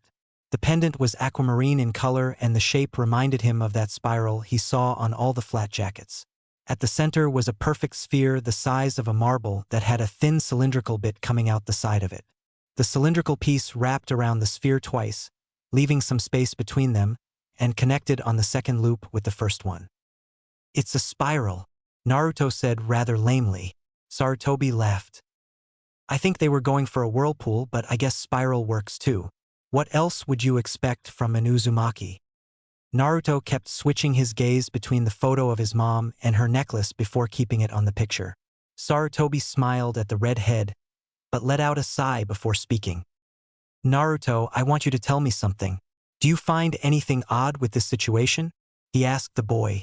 Naruto looked at the Hokage before shaking his head no. Don't worry, Naruto. I said that I'd tell you about your mother and I will. Think of this as a test for me to see if you took my advice to heart those months ago. With some hesitation, Naruto spoke up. You did say that my parents had a lot of enemies. If their enemies are that dangerous, I don't see how a genin would be able to do much against them, he answered. Hiruzen nodded at the answer, satisfied with it. The hesitation was natural. The boy didn't want to mess up any chance of learning about his family, and if he questioned what he just said, that could have very well stopped him from learning. Very good, Naruto, you're exactly right. Now, seeing as I'm going to tell you about her regardless of that fact, what does that tell you? Might as well see how far the boy could go with it. Well, either she didn't have as many enemies as you said, the enemies aren't that strong, or they wanted just my mom and nothing else, Naruto responded. Sarutobi clapped his hands once at that. Excellent. While it's true your mother had many powerful enemies, they were after her specifically. She never gave anyone enough reason to hunt her down for revenge or anything like that, but people came after her for a special ability she had. Now, seeing as she was the only known person with this ability, it's unlikely to be passed down and no one would have reason to come after you, the Hokage explained. So you could have told me at any time, Naruto said with a little bite in his voice. No, I wanted you to be at least able to fight. Plus, this gave you drive to pass the exam and become all the stronger. Besides, just because it would be unlikely for anyone to come after you doesn't mean you should share who your mother is with everyone. You never know what people will do, and knowledge is the greatest power there is. You never know what can be discovered or done with even trivial knowledge. So keep everything you learned today to yourself. Naruto nodded. He wasn't planning on telling anyone anyway. All he cared about was that he knew. Sarutobi cleared his throat to get Naruto's attention before he began. Alright, now where to start? Your mother's name was Uzumaki Kushina. She was a very talented kunoichi, but in her youth she was quite the temperamental tomboy. You might find it funny to hear her nickname was. They stayed there for a couple hours, Sarutobi telling Naruto about his mom as he listened with rapt attention. When they were finally done, Naruto felt better than he had ever felt before. The next day before school. This is so troublesome. Do we really have to do this so early? I'm missing out on some great sleep, you know. Shikamaru finished with a yawn. Sorry, but you guys got class later, and I'm going to be busy all afternoon. This was the only time we could do this, Naruto told his lazy friend. It was early morning before classes at the academy started. Naruto and Shikamaru were currently in a park along with Sasuke, Hinata, and Akimichi Choji. Naruto met Choji when Shikamaru brought him along to watch one of their games, and the two became friends after that. I guess. But are we really not going to see you anymore? Hinata asked as she pulled out some food she made. After that food was snatched by Choji, Hinata pulled out the food meant for everyone else. You'll see me some, but with your classes getting harder and with me going out on missions, who knows how often it will be. May as well make some time now while we can, Naruto told his friends. So now that you'll have a team and a Jonin sensei, I guess we're not going to spar anymore. Sasuke would admit to only himself that he was a bit jealous of the redhead for graduating early. Despite how hard he trained, Naruto always came out on top, and now that he was going to get some serious training, the gap would widen even more. Guess I gotta kick my training up even farther. Like I said, we're all going to be busy, but I can always make time to give you a good beat down, Naruto said challengingly to the Uchiha. Sasuke smirked back. Please, next time we fight you just might be surprised at the outcome. You might even need your teammates to bail you out, Sasuke challenged back. Before it could go any farther, Hinata changed the subject. Speaking of teammates, do you have any idea who yours will be? Yeah, I know exactly who they're gonna be, Naruto answered back. Hinata wasn't expecting him to actually know who they were. Really, who? She asked. Well, since he told us he made Rookie of the Year, he'll be paired with the top kunoichi and the dead last. They always make that team. It's the only one that's certain to be made in the academy, Shikamaru explained. Nobody bothered to ask how he knew that or where he heard it. Shikamaru seemed to pick up a lot of stuff people would say when he was asleep. The top kunoichi and the dobe. So that means those two are going to be on your team, Sasuke thought to himself out loud. Wow, you guys will make a really strong team. Hinata added her own 2 cents, even if it was lost on Shikamaru and Choji. Who are you guys talking about? Choji asked. Don't worry about it. Anyway, can we talk about something else for a while? Naruto spoke. Alright, how did you get rid of your fangirls? I'd really like to know, Sasuke asked his rival. Naruto chuckled as he brushed off the light glare Hinata suddenly threw at him. He'd gotten much worse over the last couple months after all. That's easy, just start reading Ica Paradise in class. Though it might actually make things worse for you. Naruto couldn't help but laugh when he saw Sasuke considering it. Shikamaru let out a tired yawn before giving off a long sigh. Did I mention how troublesome this is? Next day at the academy. Naruto sat quietly at his desk as he waited for class to begin. He got here early and was now wasting time thinking about nothing in particular. Least I got everything done that I wanted to yesterday, he thought. Yesterday, after his friends went to school, the first place Naruto went to was Kyo's. He placed an order with Isamu for some kunai and shuriken. This was actually cheaper than buying them since Isamu gave him a discount. He would have asked Kyo to make them, but he figured he was busy with his own stuff. After that, there were 2 other things he needed to buy. The first thing was a mesh shirt that he was currently wearing. He figured now that he was an official ninja and would be going on missions that some protection would do him good. Granted, it wasn't great protection, but the metal netting of the shirt was better than nothing. The last thing he got was a small metal safe-like box.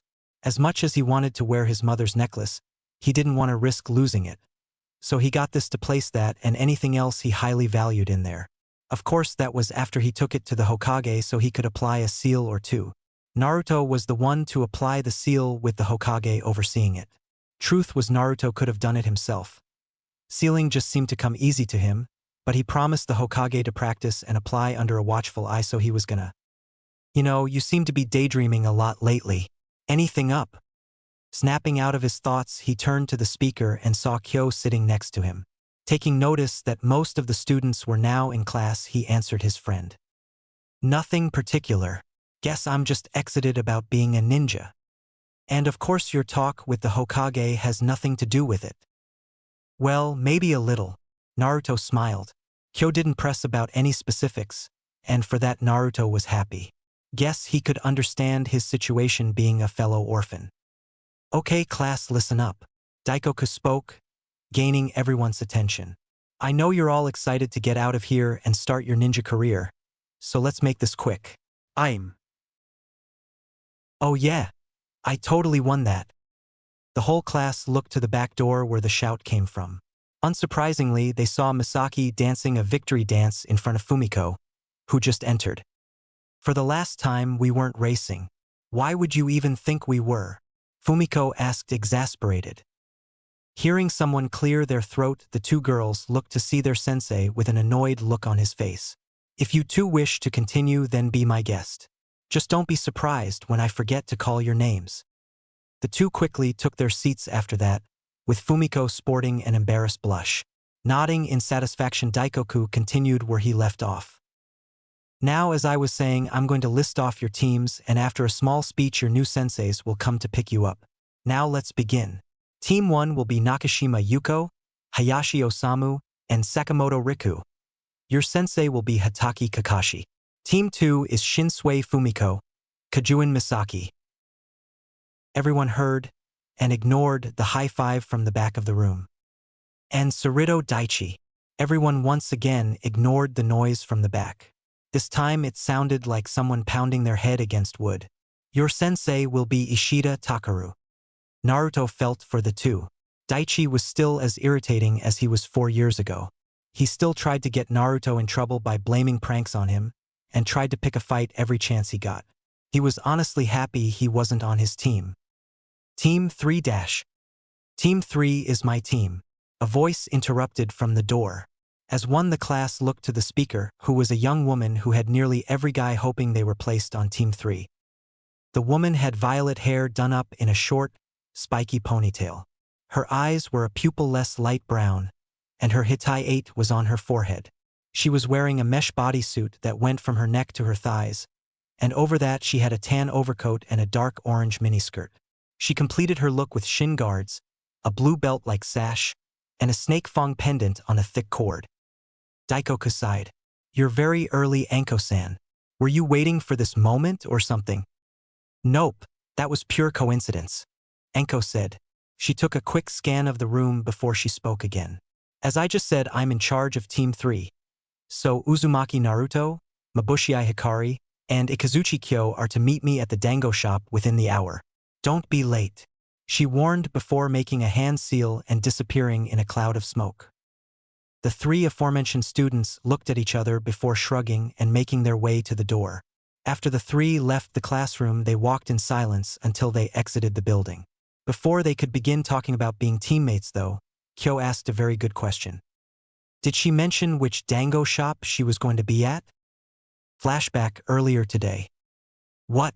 Hokage-sama, with all due respect, there's no way I can be a sensei to a bunch of kids. Anko yelled in a somewhat controlled and respectful manner. Upset or not, this was the Hokage she was talking to. And why, pray tell, is that? Sarutobi asked back. Well, for one thing, I'm just a Tokubetsu Jonin, so even if I wanted to become a sensei, I'm not qualified. And second, well, she didn't want to finish her sentence. Following down that thought would bring up some memories and other things she'd rather not deal with right now. The Hokage took a puff of his pipe before speaking. I know that you have no desire to become a sensei, however these are special circumstances we're dealing with. You mean because it involves the Kyuubi Jinchuriki? Partly, but it also has to do with the other two as well, considering their origins. Sarutobi said, going into a bit more detail. What do you mean? She couldn't help but ask. Her curiosity was slightly piqued. Nothing of any real importance. Besides, it won't matter if you don't take the team. He tried baiting her. I'm not that curious, Enko answered back. Fine, but please understand that I choose you for a reason, Enko. Despite the different circumstances, you can understand what Naruto has gone through on some level. You were ostracized for some time after your return from the land of sea, and despite that you've made yourself into a well-respected kunoichi, similar to how Naruto wishes to become a respectable Hokage. As for Kyo, the boy wants to become an ANBU commander. Someone specializing in infiltration and reconnaissance can most certainly help prepare him for. And Hikari can use someone like you for a role model. Sarutobi summarized. Heh.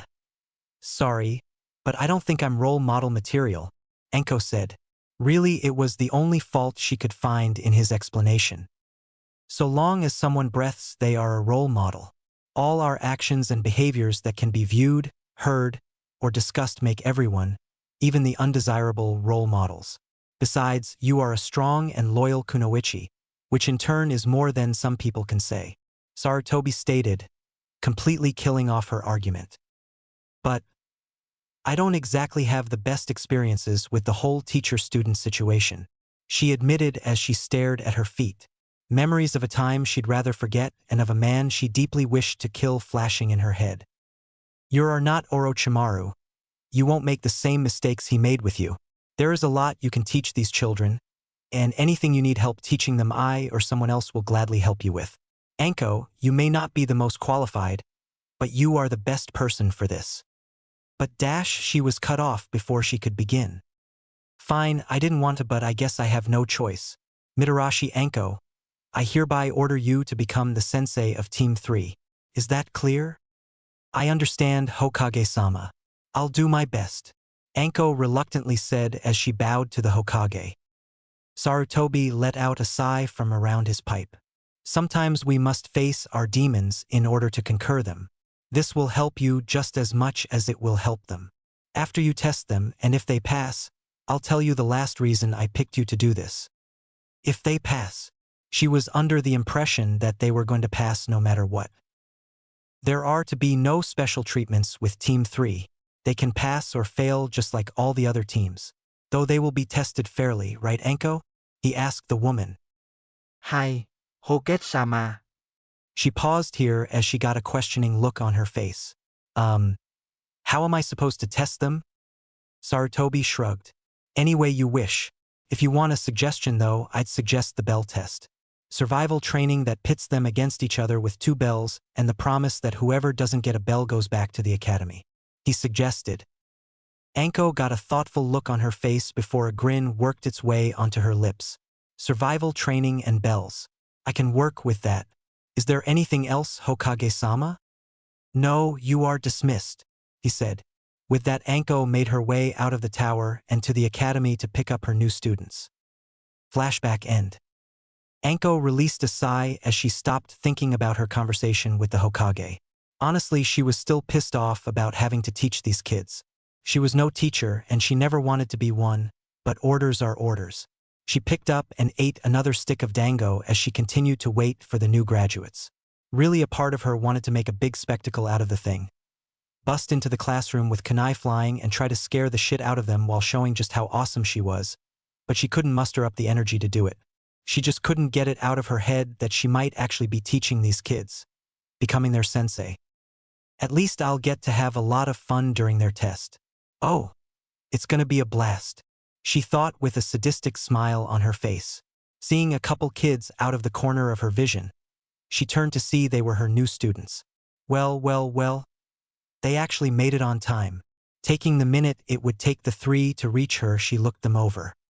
First up was the tallest of the 3. He had black, semi-spiky hair that reached between his shoulder blades and was in a low ponytail. He had golden-colored eyes and tan skin. He was wearing black pants with a lot of pockets, a white t-shirt with 3 red claw marks on it, and an open black vest as long as his shirt over said shirt. He also had on a silver chain that had a black diamond on the end of it, a belt that had 2 daggers hanging from it, and blue shinobi sandals. He wore his hitayate like a choker. Ikazuchi Kyo, the dead last of his class. Enko thought. Next was the girl of the group. She had long white hair that reached the small of her back, and was parted so her bangs went to the right side of her face. She had pink eyes and rather pale skin. She was wearing a sleeveless purple turtleneck shirt that reached her mid-thigh, and had slits cut in the sides from thigh to waist. She had on tight black pants that went to the middle of her calves and wore 2 gold bracelets on each wrist, along with normal blue shinobi sandals. Her hitayate was on her head, tilted so it followed and covered some of her bangs. Mabushii Hikari, the top kunoichi of her class. Finally was the youngest of the 3. He had straight, bright red hair that stopped at his shoulders and deep amethyst-colored eyes. He also had 3 unusual whisker marks on both of his cheeks. He was wearing dark red pants that were taped off at his ankles and descended into his blue shinobi sandals. He had on a sleeveless black shirt and, from what Anko could see, a mesh shirt under that reached just above his elbows. He also seemed to have a few scrolls attached to his waist. Uzumaki Naruto, the Rookie of the Year and the Jinchuriki of the Kyuubi. As much as I hate to say it, this is an interesting little bunch. Too bad they're most likely gonna fail, she thought with sarcastic disappointment. As they entered the building, Anko decided to have some fun. Oi, what took you 3 so long? You barely made it on time. What the hell did you expect? You never told us which dango shop you were going to, Kyo said irritably. The other 2 nodded in agreement from his sides. Anko smirked internally as she put on an innocent face and spoke louder than needed. Which dango shop? You mean there's more than one? She made sure to say this loud enough for everyone in the place to hear it. After saying it, she began a countdown in her head. Of course there's more than dash. Code 3, I repeat, Code 3. One of the waiters shouted. What's Code 3? Naruto asked. Thud. Both the boys looked to see Hikari fall to the floor, hitting face first rather hard. Both of them sweat dropped, not seeing any way she could have fallen. Did you just trip on Noth? Kyo stopped as both he and Naruto dodged the sudden attack on them. Naruto ducked low and let the attacker that came from his side fly over his head. The same thing that happened to the one that tried to tackle Hikari. Kyo, though, jumped over the assailant that tried to take out his legs. Ah! And jumped into the path of the other 2 that went over his teammates' heads. Kyo was tackled by the 2 in midair and hit the ground hard. The one that missed Kyo shot up and dove for the 2 grounded kids. He landed between them and shot his hands out, covering both their mouths. It was after that when someone who looked to be the manager walked up to Anko, who was biting the inside of her mouth to keep from laughing. Sorry about these children, Anko-san, but I'm sure you know how kids can be. They are always making things up and telling lies. If you'll wait just a moment, we'll have a new plate ready for you in a minute, on the house of course. The man said in an attempt to keep his best customer here. Yeah, I figured they were lying. Can you make that order to go? I got an appointment to keep. She spoke while watching her supposed students thrown out of the restaurant. Cammy, I love this place. Certainly. It will be out momentarily. I hope to see you soon, Anko-san. After getting her food, Anko left the place and immediately came face to face with 3 highly annoyed children. What the hell was that about? Hikari asked before the other 2 could. Meh. Just follow me and I'll explain when we get there. Where are we? And no talking. Anko got 2 glares and a curious glance. Honestly, Naruto was more amused than angry, but then again he didn't get tackled or fall flat on his face. The group of 4 walked for some time before they got to their destination. It was a training field, cut off by a large creek and connected by a bridge. The training field was only a simply clearing, nothing in it at all. It did, however, lead to a large wooded area many times the size of the clearing. Anko walked up to and leaned against a tree, her students stopping in front of her and waiting for her to speak. Alright, first things first, the dango shop.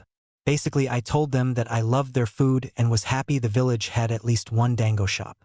They still think that I think their shop is the only one in town, so they go to some interesting lengths to keep their best customer in the dark. So I get free food and a show of them throwing people out.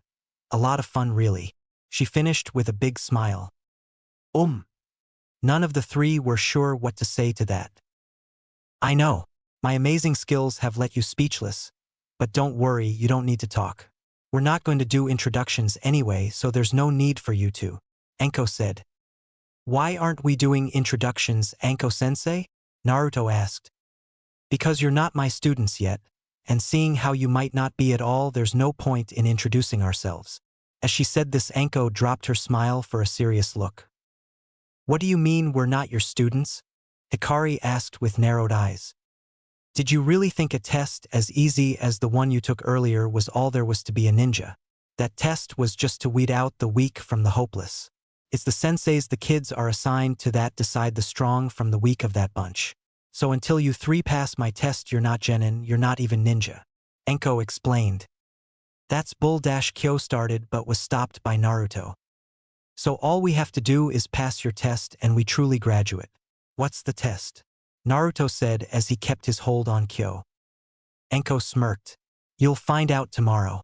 Meet me here at 7 o'clock sharp, and I'll see if you maggots have what it takes to be ninja. Doing a quick hand sign, she disappeared in a puff of smoke. First she makes us search for her, then she gets us attacked so she can get free food, and now this. Fucking bitch. Kyo lightly vented. True, Hikari agreed. But it doesn't matter.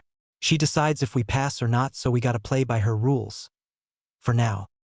Hikari's right. I think we should all head home and get ready for this test.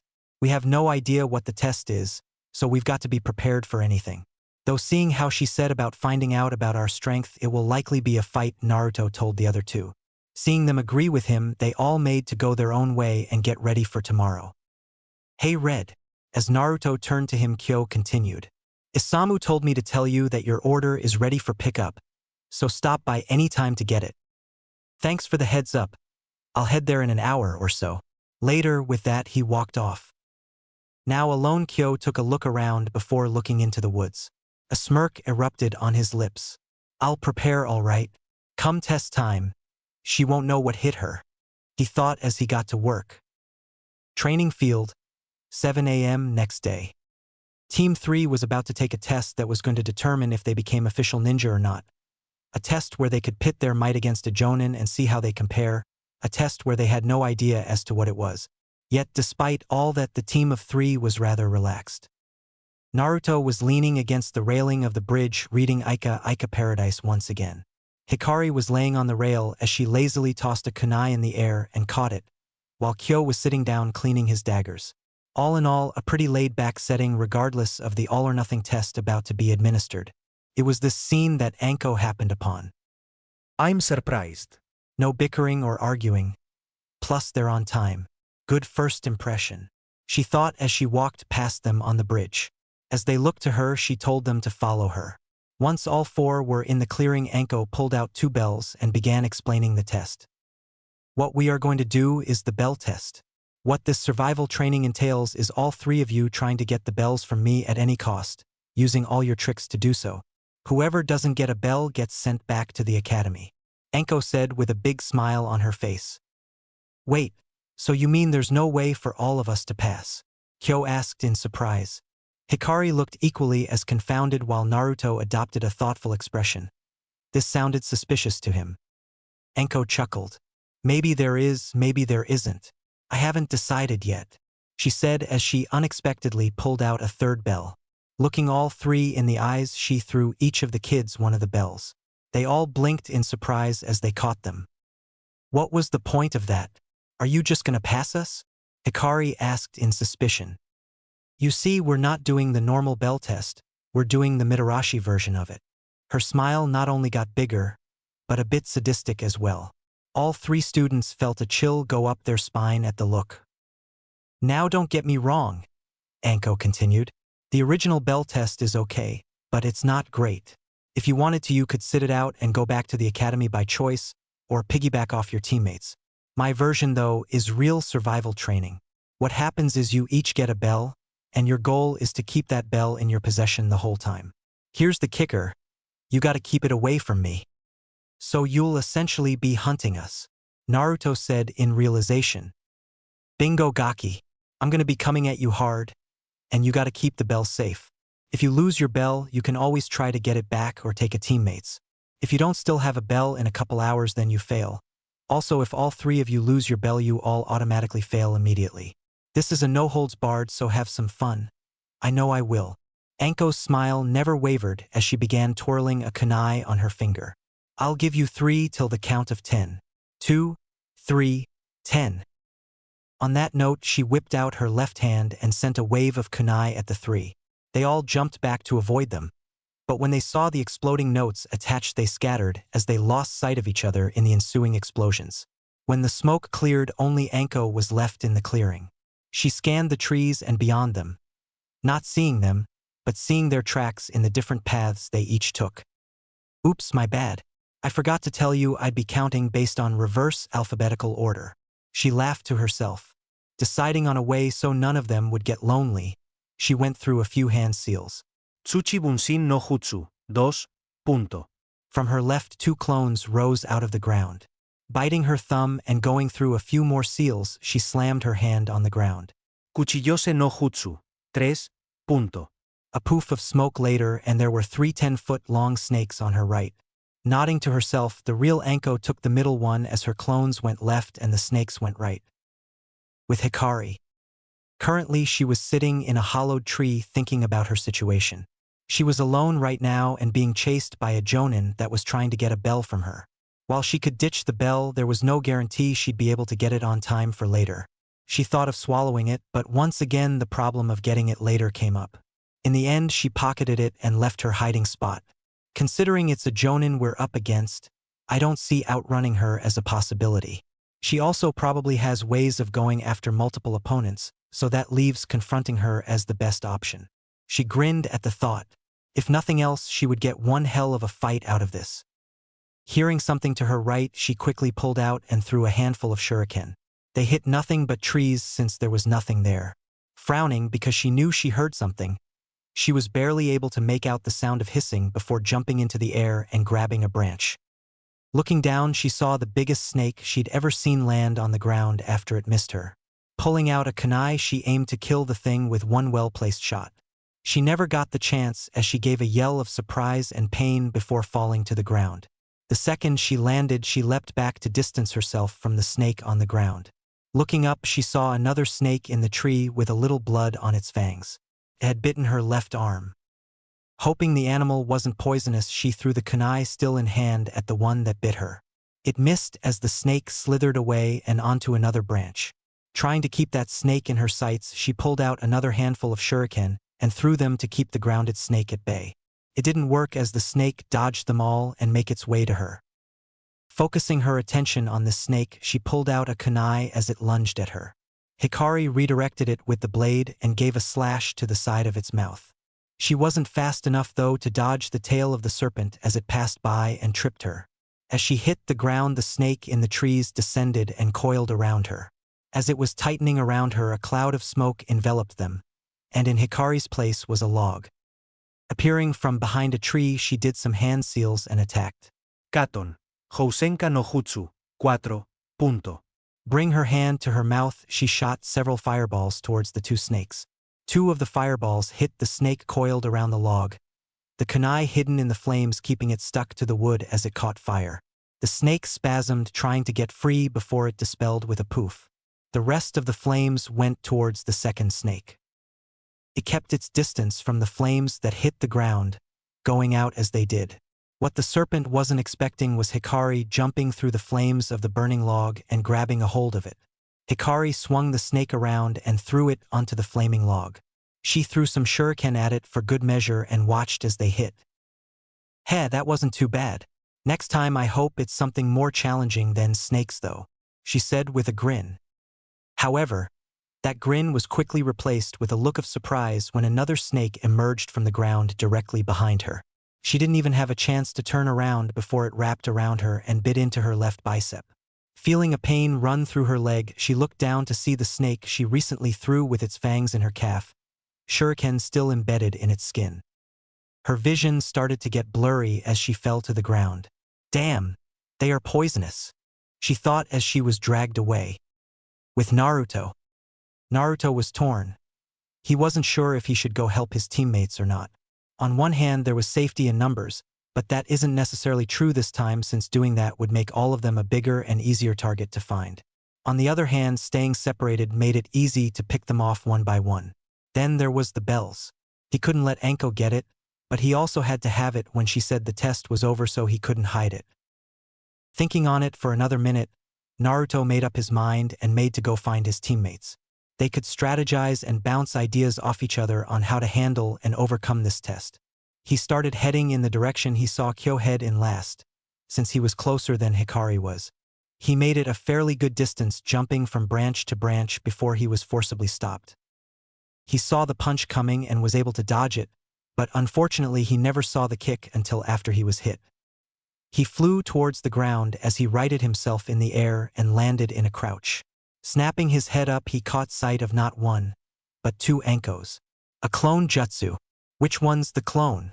He felt the air of the punch that missed him, and he definitely felt that kick, so both of them were solid.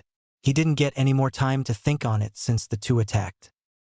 One of the Ankos stayed back and chucked some kunai and shuriken at him, while the other one moved in for close quarters combat. Naruto backflipped a few times to avoid the thrown weapons, and on his final flip landed on the side of a tree. Using that tree, he jumped over the head of the Anko that charged him and spun in midair to deliver a kick to the side of her head. The kick landed but had Naruto in more pain than Anko. Anko quick spun and landed a backhand to Naruto's face, who was sent flying away till he slammed into a tree. Groaning as he got up, Naruto rubbed the side of his face in an attempt to ease the pain. He was surprised when he felt dirt where he was hit, and looked at some of it before he realized what that meant. That one's the clone. An earth clone going by the dirt. Keeping that in mind, he sprang to his side, narrowly avoiding a drop kick from above. As he skidded to a stop, he was given no time to breath as more projectiles were sent his way. He ran through a bush and dove behind a tree for cover. Pulling out a kunai, he started walking up the side of the tree, careful to avoid being seen. He kept going till he reached the canopy and silently made his way over towards the Anko that was providing cover fire, hidden within the leaves. When he made it to his target, he saw both his opponents scanning the area for him. Still being as silent as he could, Naruto moved until he was directly overhead of Anko. He dropped from his position and struck with his kunai in hand. It hit, but wasn't nearly as effective as he was hoping. He stabbed the kunai into her upper arm, trying more to hurt and disable than cripple or kill. The kunai, though, only went in halfway despite the force of the stab. Anko turned to face him and smirked. She grabbed his wrist and pulled him towards her as she turned around. She kneed him in the stomach and punched him in the face hard. Following through with the momentum of her punch, Anko spun around and slammed Naruto back first into the trunk of the tree. She then flipped him over her shoulder and hurled him towards the ground. Naruto, who was still holding his now free kunai, stabbed it into the tree to slow his descent. It helped some, but he still hit the ground with a good amount of force. When he looked up, he saw the wound he gave Anko wasn't bleeding, but had dust coming out of it. They're both clones, he realized as he rolled away from a kick, then doing a forward roll that caused some shuriken to miss him. Figuring just how much of a disadvantage he was at, he sprinted towards the clone on the ground while pulling out two kunai, one in each hand. As he engaged it, he briefly wondered why the second clone stopped with the cover fire. Ducking below a punch, Naruto stabbed a kunai into its outstretched arm and threw it to the side. With one side now open, Naruto jumped and planted both his feet on its stomach. He embedded his kunai through his sandals and in its stomach. Jumping out of his footwear and away from his opponent, he landed in a ready stance. The clone looked at its injury before yanking the kunai, along with the sandals, out. Naruto smirked as it held them in front of itself as he made the snake hand seal. Hearing something coming from inside the sandal, the clone looked in and its eyes widened. Boom! Naruto watched as the exploding tags he stuck on the inside of his sandals went off. When the smoke cleared, only a pile of mud remained. Focusing his attention on the only clone left, he waited for it to make a move. It proceeded to jump down and engage him in close combat. Moving his head enough to dodge a right hook, Naruto answered back with one of his own. His fist was caught and the clone snap kicked her foe. Naruto jumped over it while twisting his body sideways, lashing out with his foot and hitting the throat. The clone stumbled slightly and loosened its grip on the red head. Naruto dropped slightly before catching himself in a handstand. He grabbed one of the many kunai that were on the ground and spun while still doing a handstand. He threw the kunai and caught it with chakra on the bottom of his foot, and proceeded to stab it hilt deep into the clone's ribs. After the attack, Naruto pushed off the ground and away from his opponent. As he landed, though, the clone was already there and landed a blow to his stomach. He coughed as he dodged the follow-up and grabbed her extended arm. He punched her elbow hard enough to make it bend the wrong way and stepped on the handle on a kunai laying on the ground. He let go of the clone's arm and caught the kunai as it shot up. Stabbing the weapon into its stomach, he dropped down and spun into a low sweep kick to take out its legs. Naruto continued his spin as the clone hit the ground and moved into a tight front flip with his leg extended. He brought it down in an axe kick right on the kunai, sending it straight through. Naruto jumped back after his attack. The clone got to its feet and Naruto saw the kunai drop out of the hole that was now in its stomach. That's not enough. I need to do enough damage to make it dispel, but I can't do that with taijutsu. I wonder if that would work. With something in mind, he tried it out. Naruto charged the clone as he gathered chakra in his hand. When he was about a foot away, he brought his right arm across his chest and jumped in the air. The clone put up its arm in defense as Naruto descended for his attack. Naruto closed his hand, and from it a weapon seemed to come into existence as he slashed at his wide-eyed foe. When he landed, Naruto realized he didn't feel any resistance from the attack. Thinking he missed, he looked up to strike again, but stopped when he saw the clone fall in 2 pieces to the ground and turn to mud. Wow, wish I did that at the beginning. With that thought, Naruto looked at his jutsu. He was holding a blue substance that was in the shape of a scimitar. It looked to be solid, but would waver every so often like water. Letting out a sigh, Naruto reabsorbed the chakra he was holding and thought. Okay, if I remember right, then clones can't travel too far away from the original. That means the real one should be close by, he said to himself. As he went to start searching, he winched in pain as it erupted all around his body. Those 2 clones got him pretty good. Deciding to take a short breather, Naruto sat down, waiting for the pain to subside some before beginning his search. With Kyo, it was a disaster area. There were kunai and shuriken embedded everywhere, a couple of pitfall traps in some areas, ninja wire connecting nearly all the trees in the vicinity and dripping blood, gashes in the trees and ground, scorch marks all over, and upturned earth. In the center of it all was a beaten-up Kyo and an untouched Anko. You didn't do too bad, kid. Your traps were well placed and your taijutsu was pretty decent. If you're the dead last, your class as a whole must be damn good, Anko said as she eyed the boy with some approval. Kyo struggled to his feet and pulled out 2 kunai, having lost his daggers in the fight earlier. I'm not done yet. I still got some fight in me. He had several cuts on his torso and his arms not only had cuts, but burns as well. Not to mention 2 shurikens sticking out of his leg after their last scuffle. Anko had managed to not only avoid all the traps he placed the previous day, but turned several back on him. No, you don't. Sinai Jashu. 5. As she pointed her arm forward, for snakes emerged from her sleeve. The snakes headed for Kyo, who in his state couldn't dodge them. They wrapped around him and pulled him back to Anko. The second he was in striking distance, she gave a punch to his temple, knocking him out. The snakes released him and disappeared back in her sleeve as she caught Kyo before he hit the ground. She looked to her right as the grin on her face got bigger. The kid took out both my clones. Wonder how he did that. Throwing Kyo over her shoulder, she walked off back to the clearing. It took her a little while to get there. The chase the kid she was carrying had taken her quite a ways. When she reached the clearing, she didn't stray far from the tree line. Spotting something to her left, she made her way to it. It turned out to be her snakes along with a conscious Hikari. You managed to take out 1 snake and injure a second, pretty good. Did they give you the antidote I left behind? She had left the antidote in the clearing for when they met up again and if they had to poison her. Seeing how she was awake yet noticeably pale and sweating, she already knew the answer. Yeah, they did. You really beat the shit out of him, didn't you? Hikari said as Anko tied Kyo to a tree, though not before she took his bell. After she was done with him, Anko did the same thing with Hikari. When she took the bell, she also ran a finger over the bit marks on her arm. They were still bleeding a bit, so Anko got some blood on her finger. She then proceeded to lick it off. Not bad. The poison added some flavor, she said with a shit-eating grin.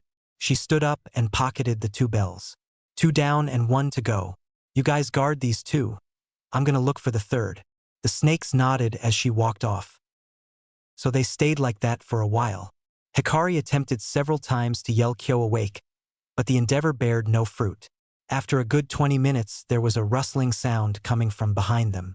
The snakes were instantly on alert as they searched the area. Shuriken suddenly came out of the foliage and drew the attention to that point, which allowed Naruto to attack from their backs. He landed on one of the snake and drove his chakra sword through its head. The snake dispelled in a cloud of smoke that cut Naruto off from view. Unfortunately for him, the other snake managed to hit him with its tail regardless of the smoke. It struck his wrist, making him drop the sword. It instantly dispersed into the air as Naruto's breathing picked up in pace. Creating another sword, Naruto lunged out of the smoke towards the snake. He completely avoided it by dodging to the left. Naruto twisted his wrist so the hilt was facing the snake only a foot away and made his move. The blade morphed into a javelin-like form, with both ends ending in points.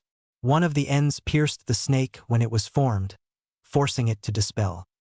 Breathing a sigh of relief at the quick victory, he walked over to his teammates to set them free. After cutting the rope with the javelin, he pulled out one of his scrolls attached to his waist.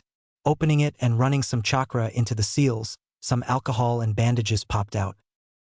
"It's not much, but it's better than nothing," he said as he handed some rubbing alcohol and bandages to Hikari as he started to wrap and somewhat clean Kyo's wounds.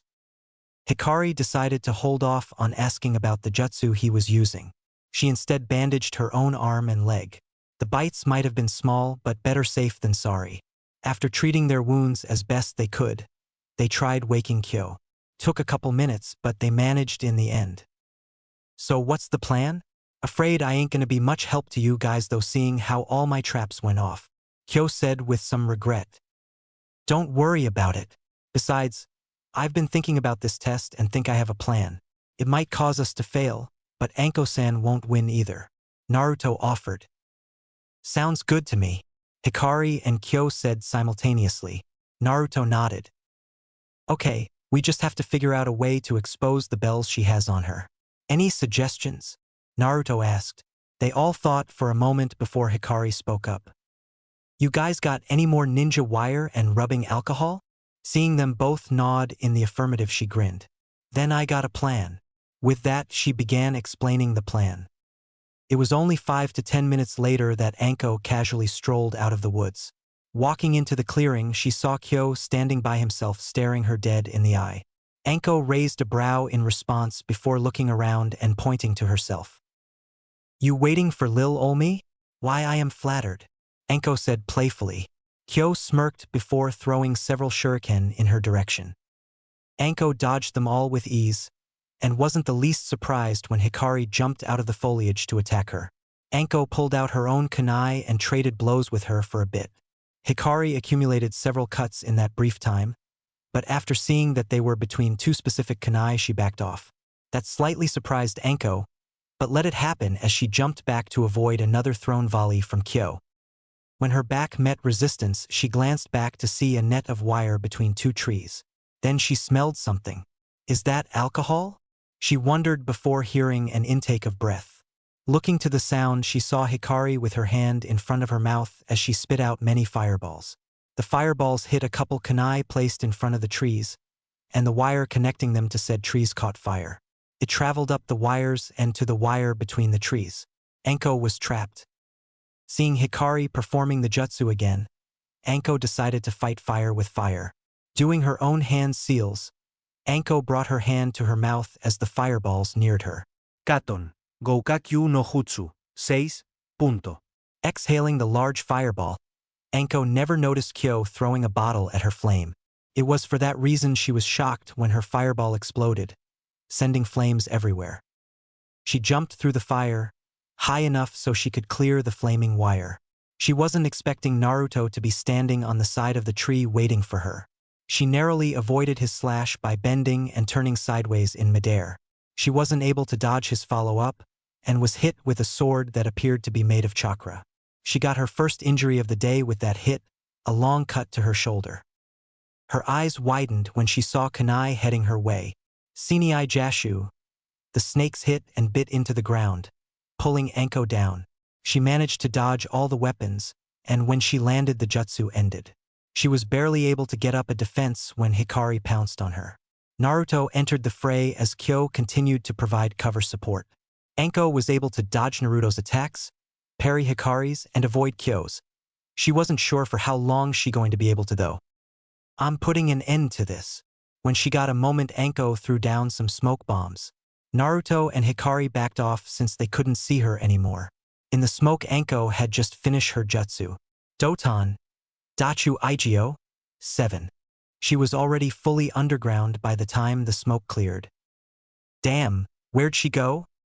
That question was answered with a hand reaching out of the ground and grabbing Hikari's ankle. Doton. Shinju Sansu no Jutsu. 8. Punto. Hikari was now buried up to her chin in the ground with Anko crouched right next to her. Looking around and getting Kyo in her sight, Anko struck again, not giving them a chance to act. Seneita Yashu. 9. More than a dozen snakes shot out of her sleeve, all aimed at Kyo. Not being able to move very fast with his injuries, he was quickly apprehended. Throwing her arm and the snakes attached to the side, they flew through the air and impacted with a tree. The snakes coiled around the tree, pinning Kyo in place as the snakes left Anko's sleeve.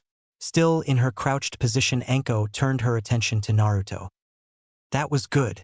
You three did much better than I was expecting, but it ends here. She pulled out a kunai and held it to Hikari's neck. Those snakes are poisonous, and you're not fast enough to stop me from slashing her throat. So hand over the bell or these two die. She ended dramatically with a serious face. Naruto didn't waste a second pulling out the bell.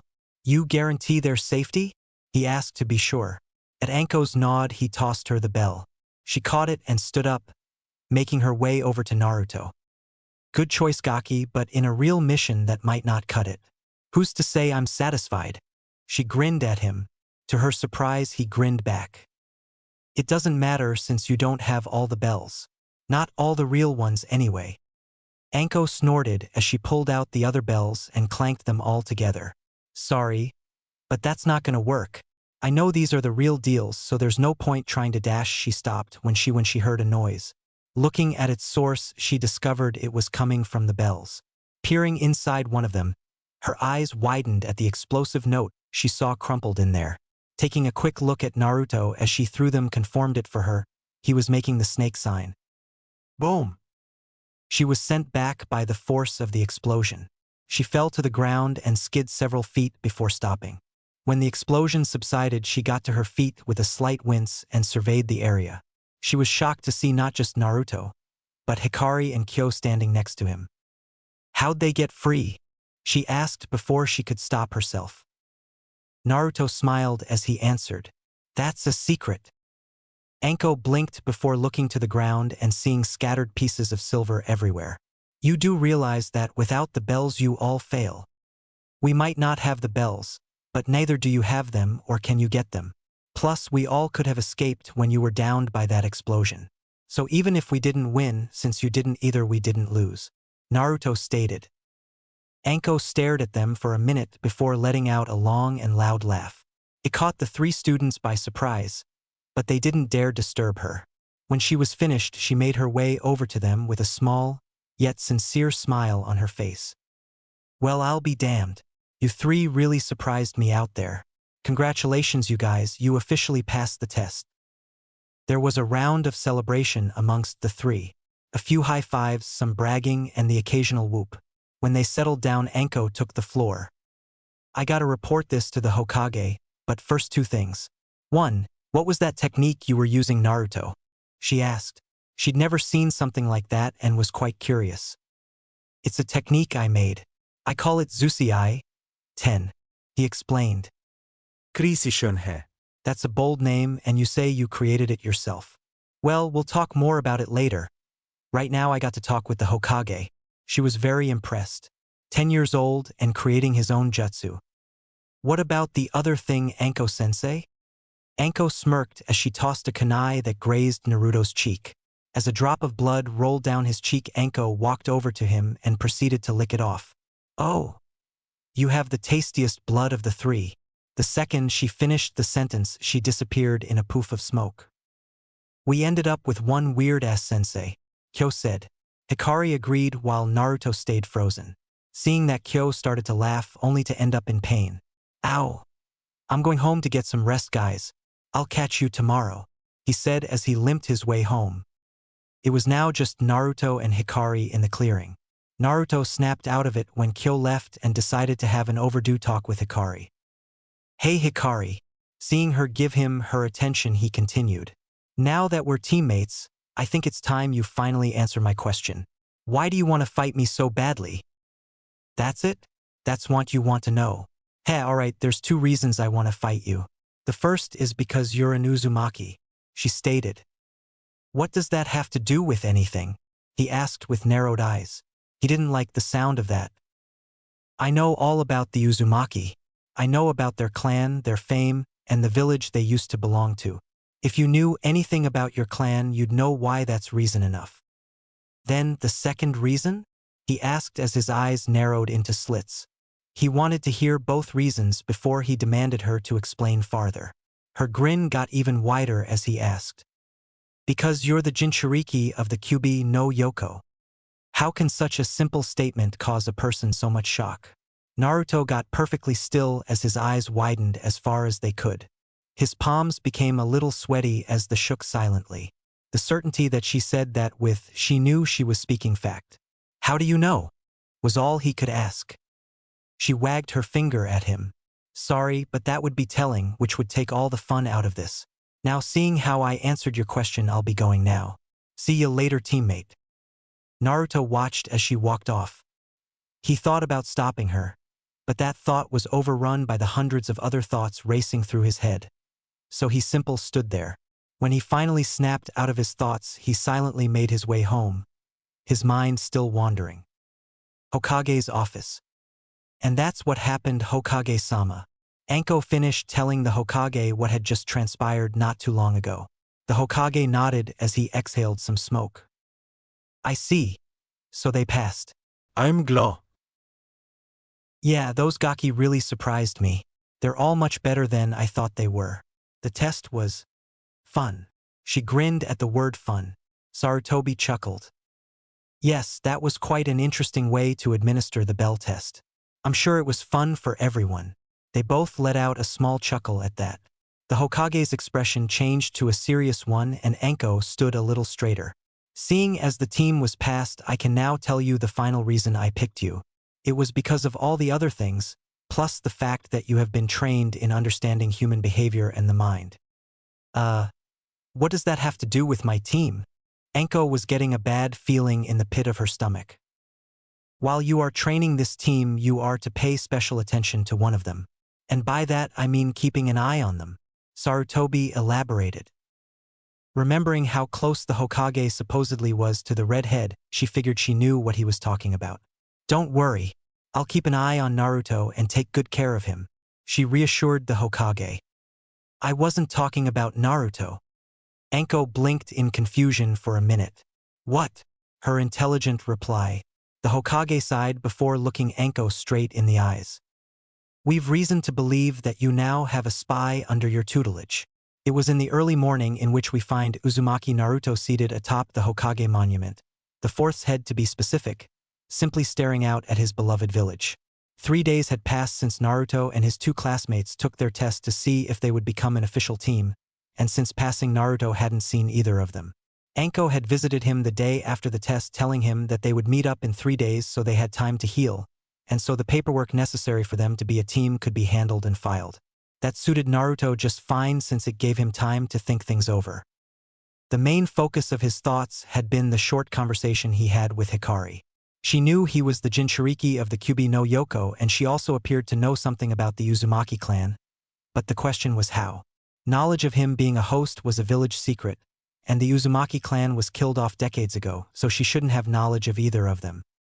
Of course, just because a clan was wiped out doesn't mean everyone forgets about them.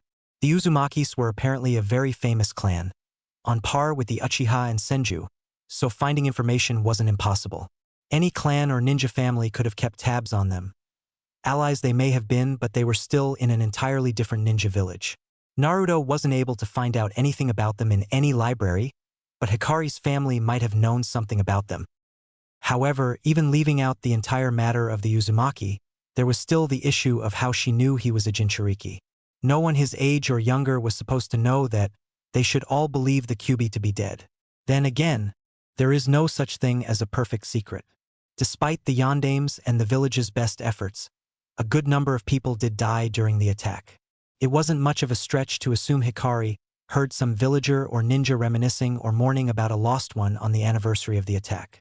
Plus, there was always her parents telling her, for whatever reason, about him despite the law. Many adults had no problem shunning and completely ignoring him. Who's to say their kids never found out why and started doing the same? Naruto's frown deepened as he continued to stare at the village. None of that matters since it's all just speculation. I have no way of verifying it without outright asking, and even if some of that is possible, it's still rather far-fetched. But then what other way is there? Even though he asked the question, he already knew the answer to it, and it was an answer he wasn't sure about. If she was trying to get information, then why jeopardize it by telling me? And why care about the Uzumaki clan in the first place? They had no Kekkai Genkai, and any skills or secrets they had died with them, so why look into them? Naruto released a deep sigh as he closed his eyes.